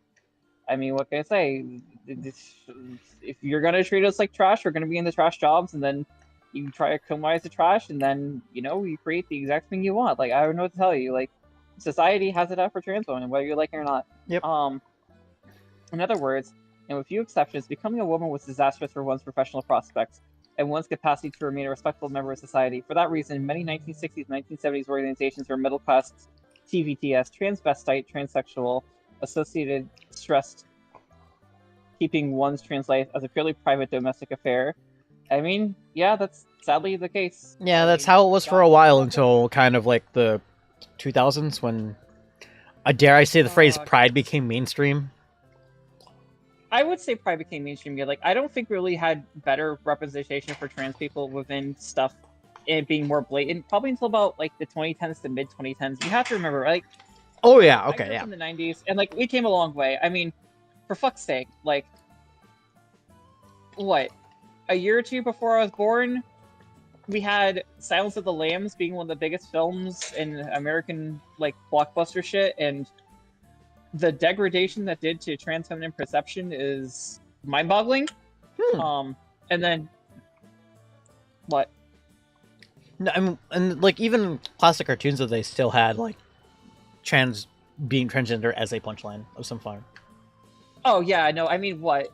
There are songs that age like milk from back then too. I mean, what, like you have Aerosmith's "Dude Look Like the Lady." Like I know at its core, it's meant to be a riffing on how every single hair metal band basically had boys that looked like girls, but Because of the fucking hair.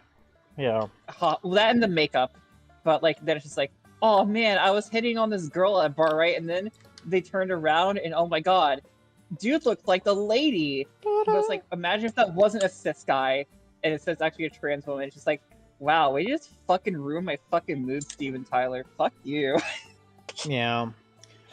So like, that's just a punchline for ages. Sorry. So unrelated, but I just saw someone talking about an alien parody while 2 trans lesbians adopt a xenomorph. What? I'm trying to figure out how to tie that into current conversation. Don't ask me, ask Sachi. No, I'm trying to. No, like, I only processed half those words. Can you please repeat them for me? So unrelated, but I just saw someone talking about an alien parody where 2 trans lesbians adopt a xenomorph. I mean, I would adopt a xenomorph, right? And I mean, to be fair, like, in a way, it kind of is full circle in a sense, because, like, you know, with trans women, there's this thing of sexual iconography and desire that's usually hidden in plain sight, or is trying to be a little bit around the brush. And, you know, if you look at the works of H.R. Geiger, however you want to articulate it, you know, like, the xenomorph design is supposed to be representative of stuff within traditionally masculine and feminine genitalia, but just genitalia in general, you know, like your vulvas and your phalluses, that kind of stuff. I mean, you can obviously see that in the over elongated head of the xenomorph, and then, you know, other H.R. Giger works, like I'm a prog rock fan from the 70s, so one of my favorite albums from that era is Emerson, Lake and Palmer's Brain Salad Surgery, which has an H.R. Giger work that, when you open it up, looks a little bit erotic. And I mean, brain salad surgery is also a euphemism for giving head. Like, the idea of 2 sexually charged deviant women of society adopting a sexually charged deviant creature is basically like just adopting the correct puppy for them. I do agree with Zombie, though. Isn't that Metroid? Yeah, it is. Yes, it is also Metroid, to be fair. Adopting the baby. Yeah, the baby Metroid, I don't care what Nintendo thinks, right? I just want a baby Metroid that works like one of those silly little like cyber pups from like the late 90s. That should be great. You mean like it's just kind of on a stand and it just like you pet it, you touch it like head and it makes a noise? Yes, and I want to feel squishy and jelly-like. That would be the best part about it. Why haven't they made a squishy jelly Metroid yet? They really should. They really should. Prime 4 merch, come on, get on it. But yeah. At the same time, as Bill Peterson notes, there was an opposing movement emerging from more mainstream types of early trans advocacy, which presented successful transitions, ones resulting in the ability to pass as cis, as a way of saving street trans women from a life of prostitution and exploitation. In this sense, carefully monitoring gay type transition, happening in consultation with authorities, and paying features such as job training and feminine professions such as typist, can be understood as a pathway towards and away from respectability. Yeah, so... Typists? I hate this shit. Literally, like, you know, your stenographers, your typers, your typewriter people, those kind of things. Like, you know, like, oh... As a side note, I respect stenographers for typing so much. Oh, I love them too. Funny, it's just like, I hate this shit because, you know, we're trying to live our lives, right? And then as soon as they find someone that looks like they can pass for cis, they then try to go through this angle of like, oh, well, here's one of the good ones. You should be like one of the good ones. It's just like, I'm gonna show you one of the good ones by putting one of my good feet in between your fucking legs in a bad way. Like,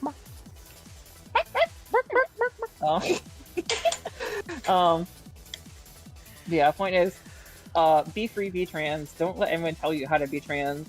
Okay? Especially not the libs. Like, The libs are our flakiest allies at worst, and probably our most recursive enemies at best. Um, in this way, professional success was increasingly understood as a way for trans women to secure their class position and by extension their social status as proper women. This association only became stronger as further job sectors opened up for trans women in the 90s in tech, education, and culture, helping to establish the ideas of a white, economically and socially successful trans women as a good counterpart to implicitly non-white, low-status, transsexual sex work. Yep, see, there it is, there it is, Yeah, there it is. there it is. Black trans worker getting put down, and also just like, I'm just gonna say this right now. Chat, how many times have you listened to electronic music in your life? Just ask yourself that. Any electronic band. I just want you to know that pretty much the majority of the language and the foundation for it was started by a trans woman named Wendy Carlos. I'm just saying. Isn't that the person who made, like, what was it, the Moog?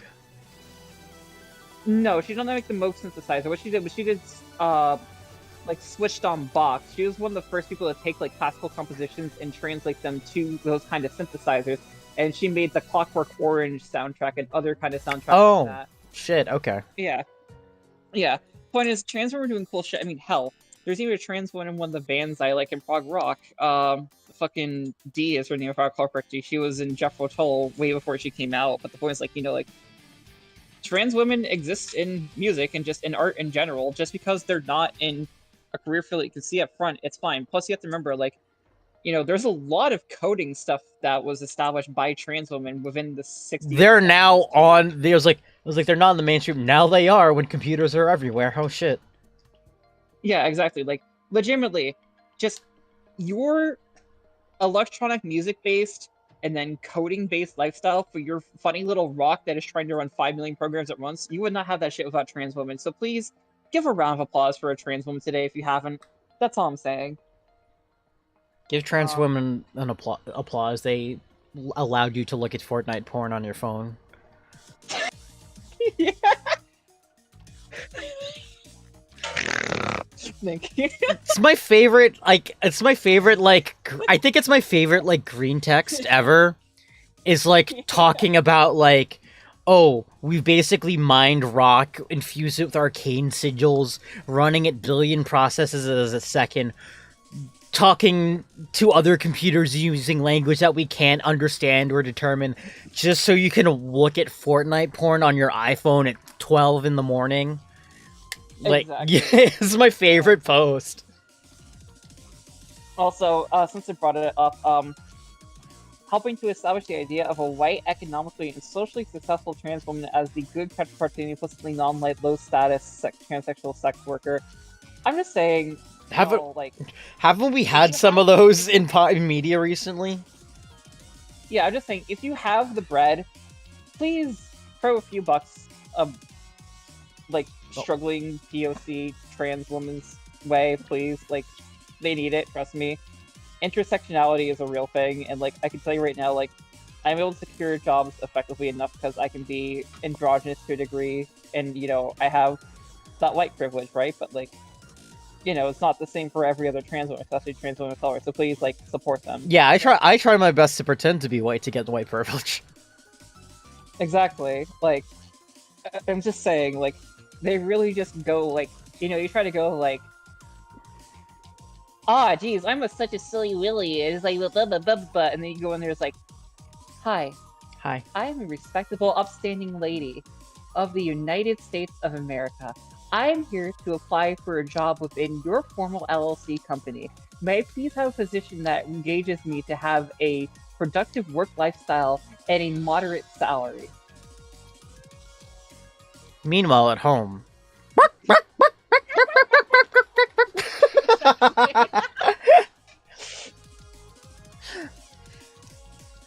The facade is real. What's that study about white names getting more interview opportunities than non-white?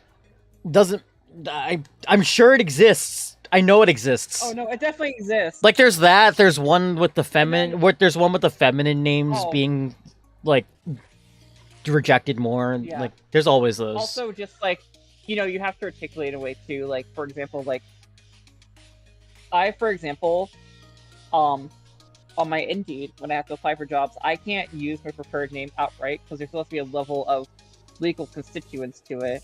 And like, I can't say straight up that, I'm a trans woman. Usually I go for like gender not listed at best is what I usually go for.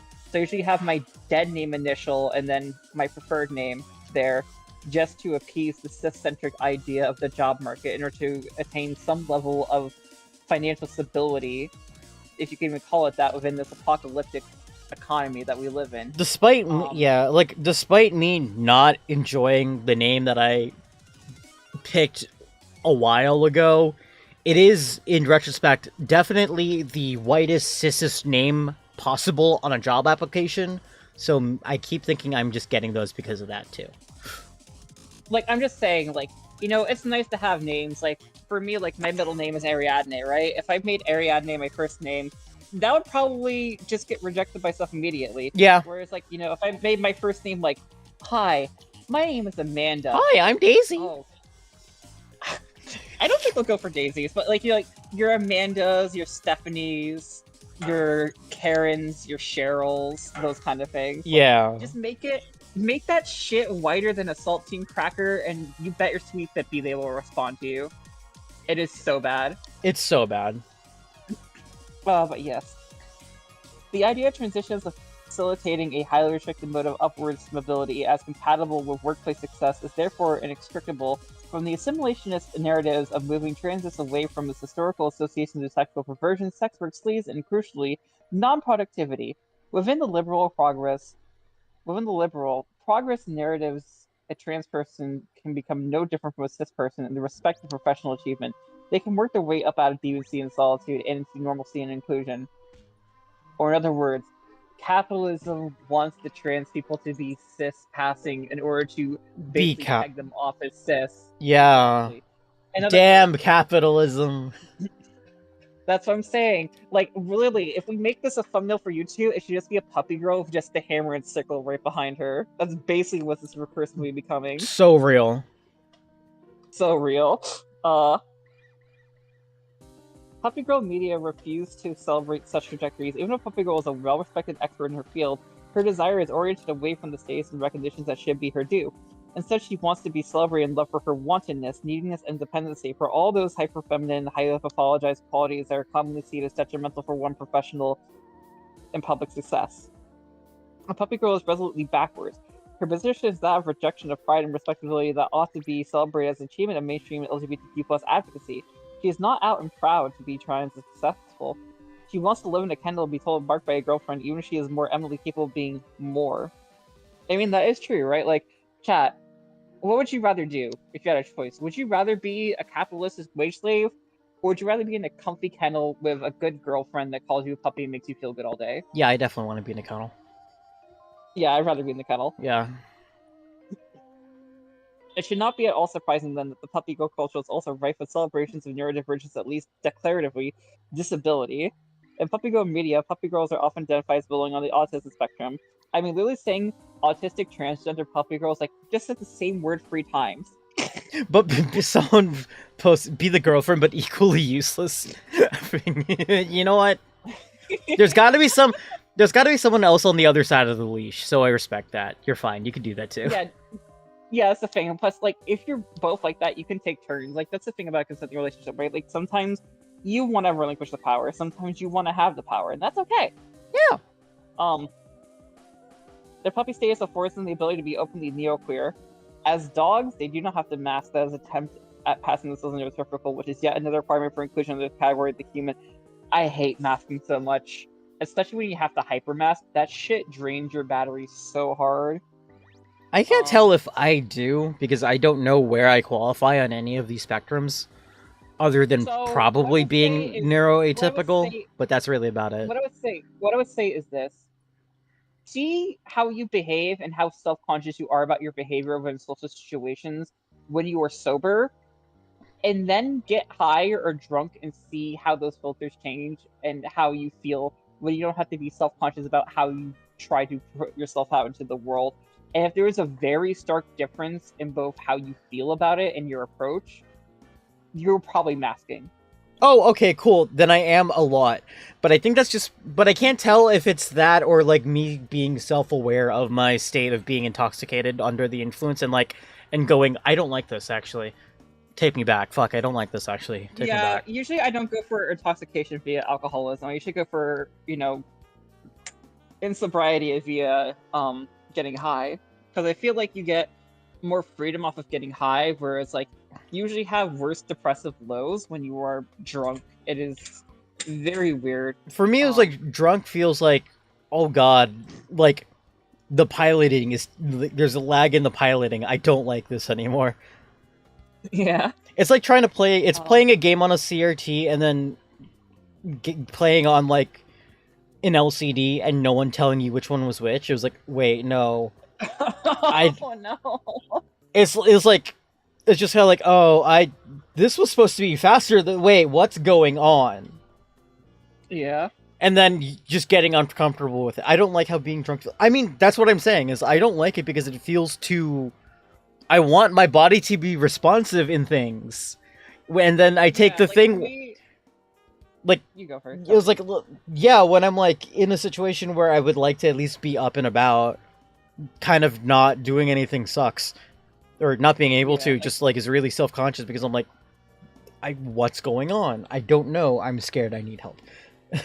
Yeah, I usually don't go for alcohol unless I'm trying to get buzzed and like mix it in with stuff. I usually go for being high because usually it masks or removes the mask better, but also just like, it does mention, the intersectionality of the puppy girl in regards to there often being like autistic puppy girls or disabled puppy girls. It's like, I'm a trans disabled autistic puppy girl right here. I literally have a physical disability where I have mobility disability because I have bad arthritis, especially in my right leg.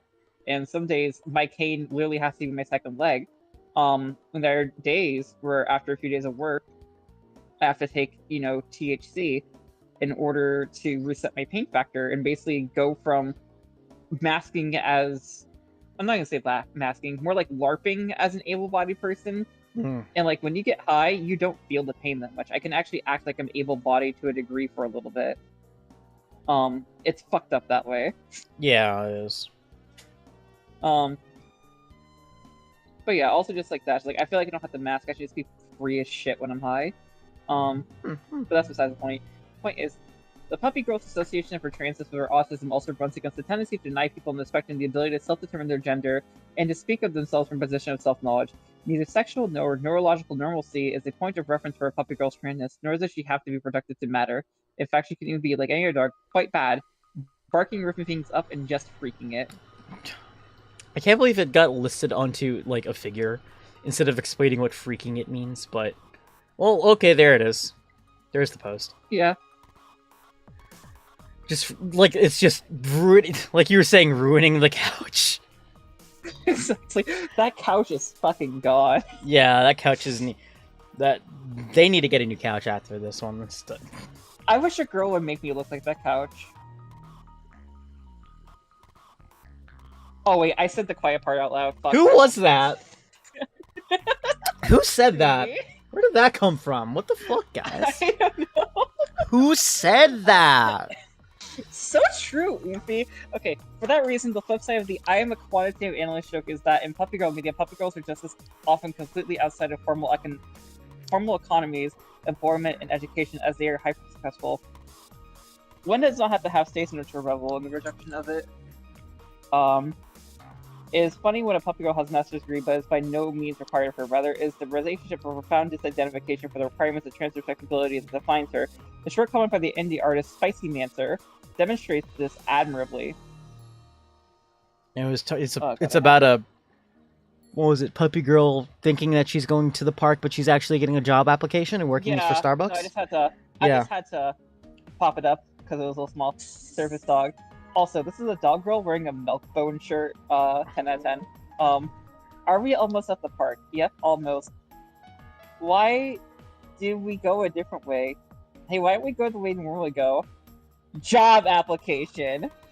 Honestly, abuse. At least someone else is doing it for her. Oh, I know. I'm joshing. That's. Oh shit! My fucking My fucking tabby wabble fucking went away. Hold on. I have to pop up the article again. No. 1 second here. Okay. Oh, you're fine. You're fine. You're fine. Don't worry. I know where I roughly am. We're actually you like listened going to through that this. too. We're actually at this at like a pretty good pace. Really? Look. That would probably explain things too, actually. What? Here. You take over after the comic. I need to go back inside the house or get up on top of the rooftop if it's available, because my phone is almost dead. Oh yeah. Okay, that's not good. So keep on reading. In my lieu. The funniest shit is when people say "chub." Yeah, it's really funny. Yeah, there's a trigger warning. There are mentions of having a job and making a wage, and Hold on, I'm gonna say a bunch of hold on. Try to keep up with me. I'm going to be the most sensible person in the world. Hey chat, it's me, GestBirl. I just wanted to let you know that in the society, you need to have a job. You need to have a job application. You need to make a resume. You're here to get employed. You're here to make a living wage, probably a minimum wage, with a LLC company in order to engage in the capital.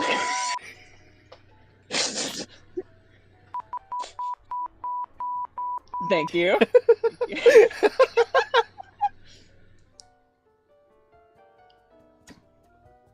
Anyways, if you need to cite me as a reference on your resume,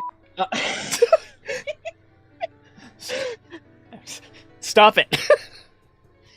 you can write to me at guestbirl@gmail.com. Oh, come on!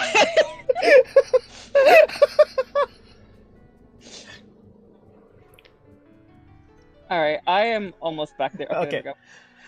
While the nameless protagonist of the comic is successfully tricked into surface work, censor that, with the implication being that she's been unemployed thus far, her reactions to employment, censored, do not hint at an easily upwards trajectory towards becoming more human and less dog. She has to regularly shower, but that is not a sign of personal growth, but rather a downside of her new position, just as the fact that as an employee, not human, she is now allowed to peruse the dog treat jar. That's fucked up. Damn, she can't. Fucked up. She can't have the doggy treats anymore. That's fucked up. If her work has any upsides, they need to be found in the realms of interpersonal connection, nice co-workers, that's a myth, and indulgence, free pastries at the end of the day. She still wears her dog collar, and though as a working dog she should not be pet during her shift, she expresses a hope that maybe after hours. I mean, to be fair, coming home after a long shift and then getting pet is like, it's needed self-recovery. It's such a cleanse. Yeah. Spicy Mancer's comic shows how Puppygirl media can critically engage with the pillars of normalcy and respectability that constrain trans life, while the comic's protagonist is capable of fully escaping the necessities of work and of humanity. She nonetheless does not identify with them, and instead finds ways to remain a puppy even when on the clock, even when forced to play out a role in that position so far apart from the thrust of her desire. Just as the quantitative analyst choosing a kettle, she finds a way to live against trans respectability in the cracks of everyday survival. I think this is the last section. Let me scroll through really quickly. Yes, it is. Do you want me to turbo blitz it? Oh wow, we are at the end. Holy shit. Yeah. Here, I'll turbo blitz it for you. Hey, go for it. So, this also goes to you, chat. In praise of dumb mutts. Reflecting back on her field-defining early work, Susan Stryker says the following of her positions at the time. At the time, my goal was to find some way to make the subaltern speak. The only other option than reactively saying no, we're not to every negative assertion about us was to change the conversation to inaugurate a new language game. My strategy for attempting that was to align myself with align my speaking position with everything but which they objected us to. I don't know what they're referring to, I'm gonna skip that anymore. Puppygirl culture, as I have tried to demonstrate, represents a similar attempt. Although it emerges not out of critical dialogue within the critical inhumanities, but rather from the thick soup. Thick soup. Back to bears again. And within the hunk soup of internet erotica. No. Okay, sure, whatever. Memes and fragments of varied kink cultures. What it offers is, in the end, not that different. It is a way for the subaltern to speak. Just as Stryker suggests, puppy girls forgo humanity and present within the puppy girl culture. And present with the puppy girl culture, a strong suspicion of the overt valorization of this category in general. Even with Valorant? sophisticated vertical valorization. No Valorant. Stop that. Back. Ow. Even without the sophisticated theoretical background of high theory. High theory. High theory. Puppy girls know that as long as being human remains bound up in cisness, capitalist productivity, and sanest normativity, they can only fail at it, so they choose not to try. This is true. To be puppy girl is to reject capital. At the same time, puppy girl also know that becoming puppy is both a level position and one that can never be fully realized. There is no way to fully step out of the world of being human as long as one is required to be one for survival and basic recognition. For all the jokes about it, there is no mythical dog found on the other side of normativity where all puppy girls can rejoice in human harmony. Not yet. Not yet. This is what all the jokes about dumb-butts and master's degrees suggest. Many of us have to play humanity, even as that humanity neither suits us nor nourishes us. In this sense, puppy girl culture does not really promise a revolutionary solution to the challenges of trans life. It does not propose a way out of our present binds, though it does possibly make them more livable in the future. And in the present. So, question, chat. Would you want to go to that pleasant little puppy girl kennel cage in the sky? Why in the sky? That doesn't seem bad. Because, I'm like, wait, no, that means we're dead. No. fine, the Puppy Girl Kennel Society downtown. Yeah. There. Where the doggy park is, like, right outside the door. After all, the promise of Boring Kate's post, with which I have opened this article, is that there is a possibility of trans feminine recognition outside the ambit of the human. There are spaces online, and not just online, where one's inhuman position can be asserted, enforced, and celebrated. This is the fleeting utopia of being told that you will look so very nice when leashed, or being told to bark instead of speaking, and of having all the concerns of being a fully fledged person zapped from one's head. We love escapism, baby. We love escapism in the world when everything's hell. We love escapism as an anti-capitalist concept. Exactly. Yeah. The last needs not be such a serious prospect. What is striking about the pedagogy of Puppy Girls is how close it lies to the challenge issued by the trans philosopher Talia May Betcher, who in her recent work Beyond Personhood suggested that concepts such as self are so closely and obnoxiously associated with the coloniality. That's a funny one. That's a good word. $7 word. Yeah. With the coloniality of the Enlightenment human as to require abandoning for trans people. Instead, Betcher suggests the need to move beyond personhood, beyond the self, into a recognition of the worldling work of interpersonal spatiality. While Betcher's subtle philosophy can be adequately explained in a short paragraph, what is striking to me here is that the Puppy Girl insistence on interpersonal affirmation and her devaluation of humanity, personhood, and respectability all align closely with Betcher's project. This in turn both strengthens Betcher's own claim to be working in the area of grounded philosophy, one emerging from personal embodied experience of being trans in the world, and shows how even seemingly irrelevant niche trans cultures can unostentatiously, Jesus Christ, that's a $10 word, sustain new ways of being, thinking, and desiring trans. I mean, that's kind of true, right? Like, if you think about this in a way, like, in a sense, to be puppy girls, to be transhuman, both really figuratively and literally. I used to joke about, like, this also goes for, like trans people who want to be robots, same idea. Yeah. Because, like, I also did have, like, joke to myself where, like, first it's just being transgender, and then it's just being transhuman. It's just the next step. Yeah. It's the world's best action park roller coaster ride, baby. Wait, where? Are you talking about a real one, or are you making a joke? Do you remember Action Park in New Jersey, or no? Oh, fuck! That's what I'm referring to. Here, my analysis of puppy girl culture both aligns itself and departs from the work being done in tranimalities. Oh, okay, that's a good word. Funny. Funny. This field thinks trans through the lens of animal studies and the broader affinity between transness and animality. The hierarchized human-animal dichotomy is a key theme in puppy girl culture, and the way through which the pleasures and desires of humanity become accessible. Similarly to Tranimal's perspective, Tranimal. Sorry, I can't read this without my brain going, oh yes, tranamorphs. It sound part of my brain also goes like it sounds like a slur. Oh, you're a tranimal? Yeah, it sounds like a slur. It sounds like a slur. Puppygirl Media both engage with and refuse to honor. Like, I kind of just want to call someone like an F slur tranimal. Is that so wrong? Like in a loving way, not in a bad. I mean, I guess so. I mean, yeah, it's one of those where it's like, okay, some people want to reclaim it, some people don't. Whatever. Yeah, I'm one of the people that reclaim it. I'm sorry. Puppygirl Media both engage with and refuse to honor a hierarchical worldview in which being human is seen as both intrinsically superior and desirable compared to being animal, while also bringing the putatively fundamental distinction between humanity and animality. However, while Puppygirl Media share. See, that's a problem. I want to say while Puppygirl Media shares, like while Puppygirl Media share. Puppygirl Media share? The Puppygirl Media share?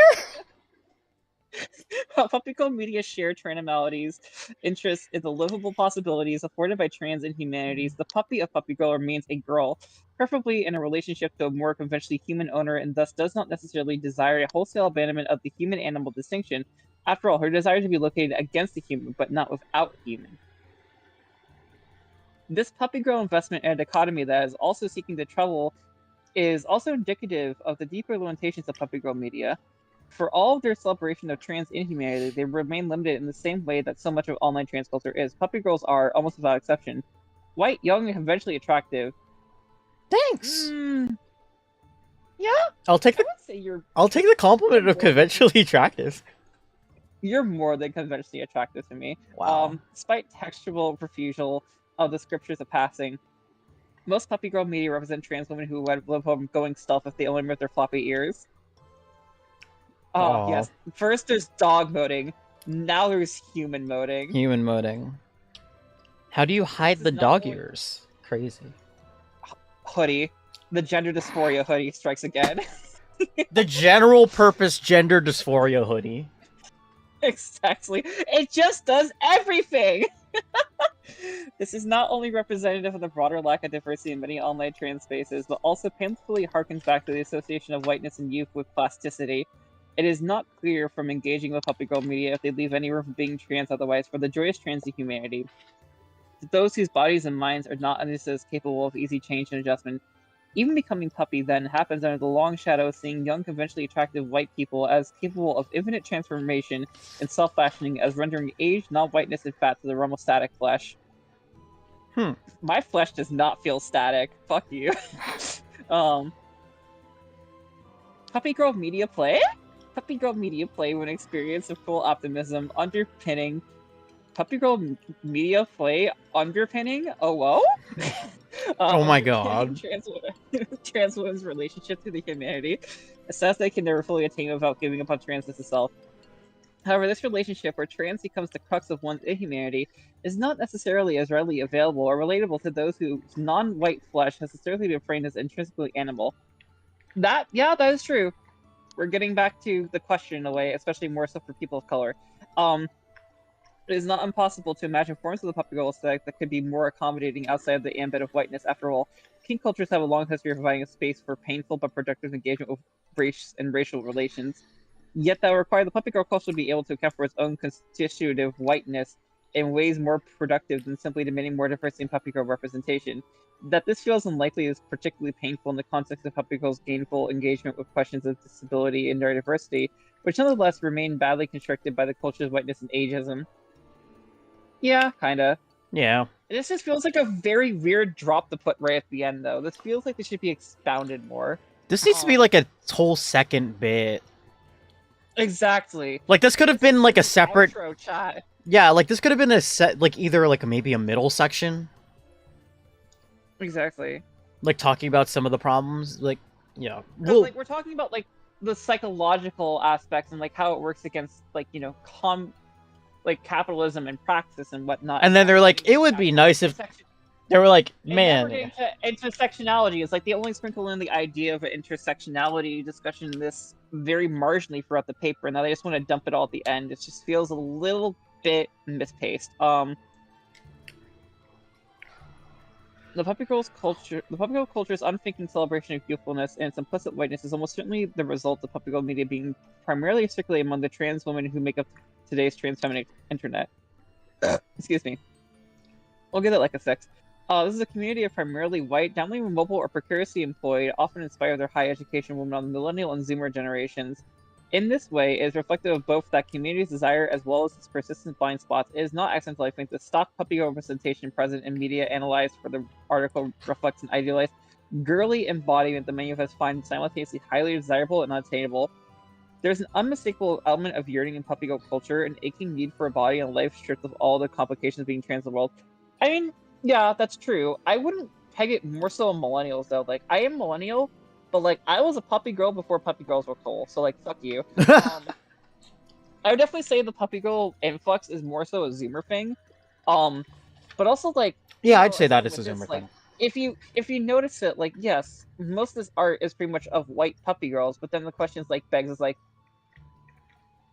if the author wants to make this point, include art of POC puppy girls, or then posit the question why aren't there art of POC yeah, like, this feels like it needs expounding upon, and it's not gonna get it. Out of curiosity, I'm just gonna Google that phrase and see what I get.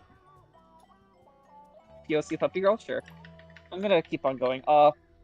Puppy girl media are capable of both engaging this desire critically, while also affirming the same normative, respectable forms of trans embodiment that they otherwise strive to deny.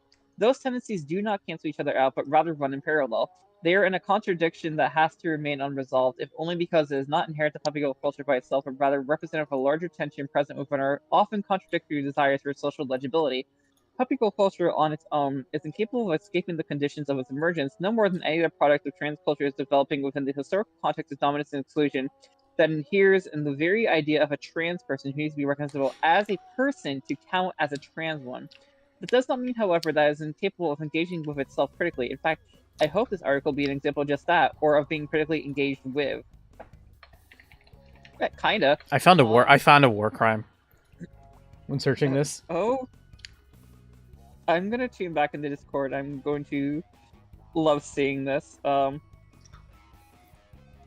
So this reminds me of the time Elon Musk posted a picture of Kagero and Izumi from fucking Toho, and like, I love cat girls. For anyone wondering, it's a post of a girl from Nekopara tagged puppy girl art. Okay. And I'm like, that's bro. And also any other posts are like, okay, I see one, a singular POC puppy girl. And then I think it's a VTuber. And then I want to see. Problem is it's all Pinterest, so I can't find this shit.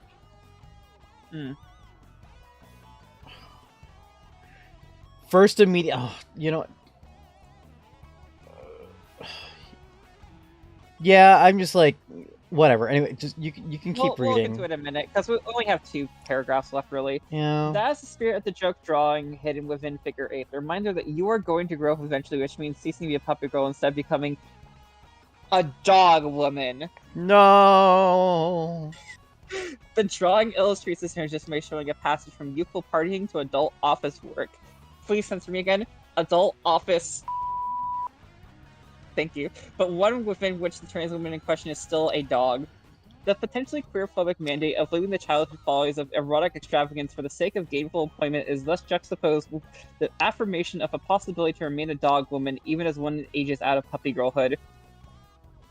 Puppy girlhood is a word. Puppy girlhood is that was a good word. That is a good word. This contradiction shows fractures within the puppy girl style, but fractures are nonetheless openings, hinting at possibilities of charting out our own disidentificatory ways of living. That's a $12 word. Disidentificatory. Wow, that's a good word. Identificatory ways of living a trans life in which a world that remains profoundly marked by the refusal of trans desires. The puppy girl culture is not a ready-made utopia. It is too limited and contradictory for that. Through those limitations and contradictions, however, it offers a limited and contradictory and thus lived way of speaking our desires. A map, however spotty and imperfect, towards a transhuman life that does not take the existence of humanity as its main point of reference. Ultimately, this is what puppy girls know, that you don't have to fit in within the narrow constraints of the human to be loved, desired, and cared for, that you need not be valued for your capacity to engage with fundamentally trans-antagonistic structures of daily survival. That transness can be more than just an exercise in between modes of living that were never meant for us. Yay! We can do whatever we want. We can do whatever we want. In a way, the puppy girl renaissance that we're in right now is probably a stepping stone to probably having a more transhumanistic society as like a growing bud against the idea of like, you know, a lot of people growing up in like a liberal biased way of perceiving trans people and wanting to be one of the good ones and passing and all that stuff. Like right? I feel like we already have that phase with a lot of like actors coming out as trans and transitioning and then going against like a liberal community for whatever they're, because they got theirs and they're pulling up the ladder behind them or something. Exactly. Yeah. So, shocker, we got through the entire paper despite us saying that, oh god, we might not be able to or something. In just under 3 hours. Yeah, we did it! Yeah, we did it! Which is, again, it was like not bad. So, like, as someone who didn't read this until maybe today, what do you think? I think for the most part, it's a pretty decent paper. I think my only problem, again, is with the outro. It just feels like it wants to make a point without expounding it in a overly productive way right at the edge. It's just like, it feels like the last paragraph and a half is really the recapitulation of the thesis itself, and then the outro is basically getting gummed up by what should have been another body paragraph. Yeah. But not being fleshed out enough to actually posit one. Like, I wish there was a better way of like doing some kind of middleman of like, while there could have been like an entire discussion about this, this is not the point of the paper and should be, you know, and we're gonna ignore that for now. Like, it could have been ignored. Like, you just say, yeah, there are problems like any other kink community on the internet. Exactly. And then just leave it at that, I guess. Yeah, exactly. The problem is, like, you're dipping your toes halfway into the pool. It's like, do you want to commit to this subtopic or not, is the issue. And then you put it in the end because you had this paragraph and didn't know where to put it. Yeah. Which, like, whatever. You know, like, it is. It doesn't, I don't think it sours... It doesn't anything sour it. It's good. just more of like a mild, like, you know, like when you're watching television, like a shitty CRT, and you get bad reception, and like you're watching it fine, you get the 1 second was like the screen kind of ripples a bit, and then you get like a little audio cut. It's kind of like that. Yeah, it's like, it's not distracting. I mean, like, yeah, but it's noticeable, but it's like, it's not gonna affect anything. Also, anyway, let's hear. Did you figure out that POC Puppy Girl VTuber that you found? No, I could not. Could not find anything. Which stinks. Let me see here. Notes on the contributor. Jay Spilka is a postdoctoral fellow at the SWPS University in Warsaw, in Poland. Okay, yeah, that kind of Polish puppy girl makes sense. Let me see what happens if I look up Puppy Girl VTuber and what the fuck I get. I absolutely like. Why? It is shockingly white. It is shockingly white up in this bitch. What do you mean shockingly? We just read a whole paper on how it basically is white. Up in this bitch. About this one that's wearing like a green maid outfit that has like a tan or something else. Oh, I'm not looking at this yet. Hold on. Like, oh god, one made a dog girl VTuber with AI art. I fucking hate it. No, get out. Get out of my community. Ribbon female? Okay. God, it would be... After this, I have a very funny raid that we could do.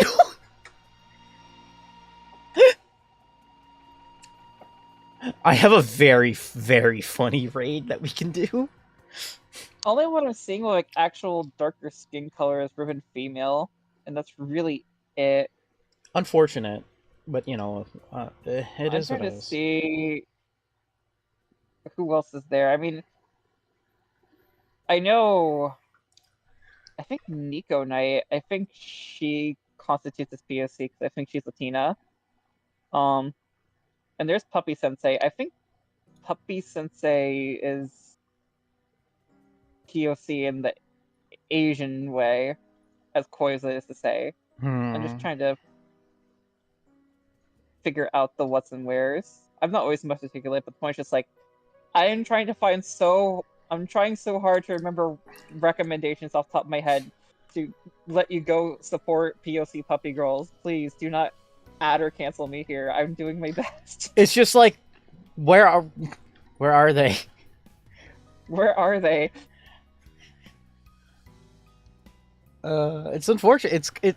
It sucks that we're like, okay, we're gonna prove this wrong, and they're like, oh shit, we can't find anything. Yeah. Which is like, damn. Concrete is the issue. Like I'm trying to scrub my brain for what I do know for other puppy girls that I'm aware of. Doesn't always mean it necessarily is easy. I mean, the point is like, go find puppy girls that you enjoy. They're very funny little creatures. Yeah, they they will are always very make funny. your day in the funniest ways. For example, I will say this, chat. I'm graduating from puppy girlhood today. I'm no longer a puppy girl. Gasp. I'm a dog woman. Dog woman.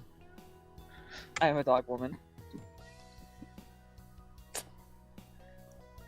That's unfortunate. Anyways, my puppy girlhood is over. No. I am passing the puppy girl badge over to you. Wait, what? I didn't agree to getting this badge. What the fuck? Did you read the article? You don't get a choice.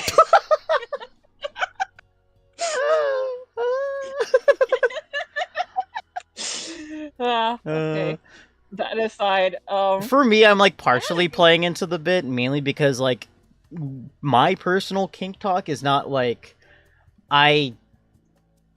that's my own stuff, and I don't want to like bring it into a public space for people to look at. I mean, I will say this. There is one thing I did mention earlier, and it wasn't touched upon at all within this. It's only mentioned in certain ways, but like within the article, it mentions, how like when you transition to womanhood as a trans woman, usually your social status basically dive bombs, usually have less social ability overall in general in regards to having a social circle.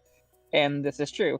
And the wanted need for wanting to be shown affection while being seen as somewhat weak is probably something that can be, articulated and capitulated from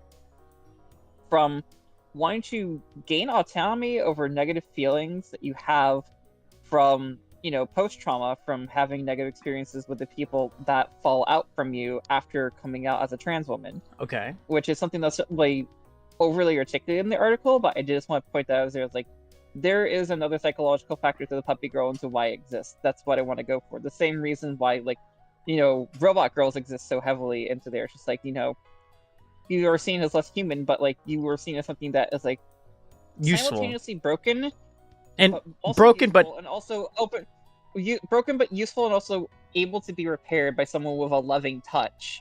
You see how it goes around again? Yeah.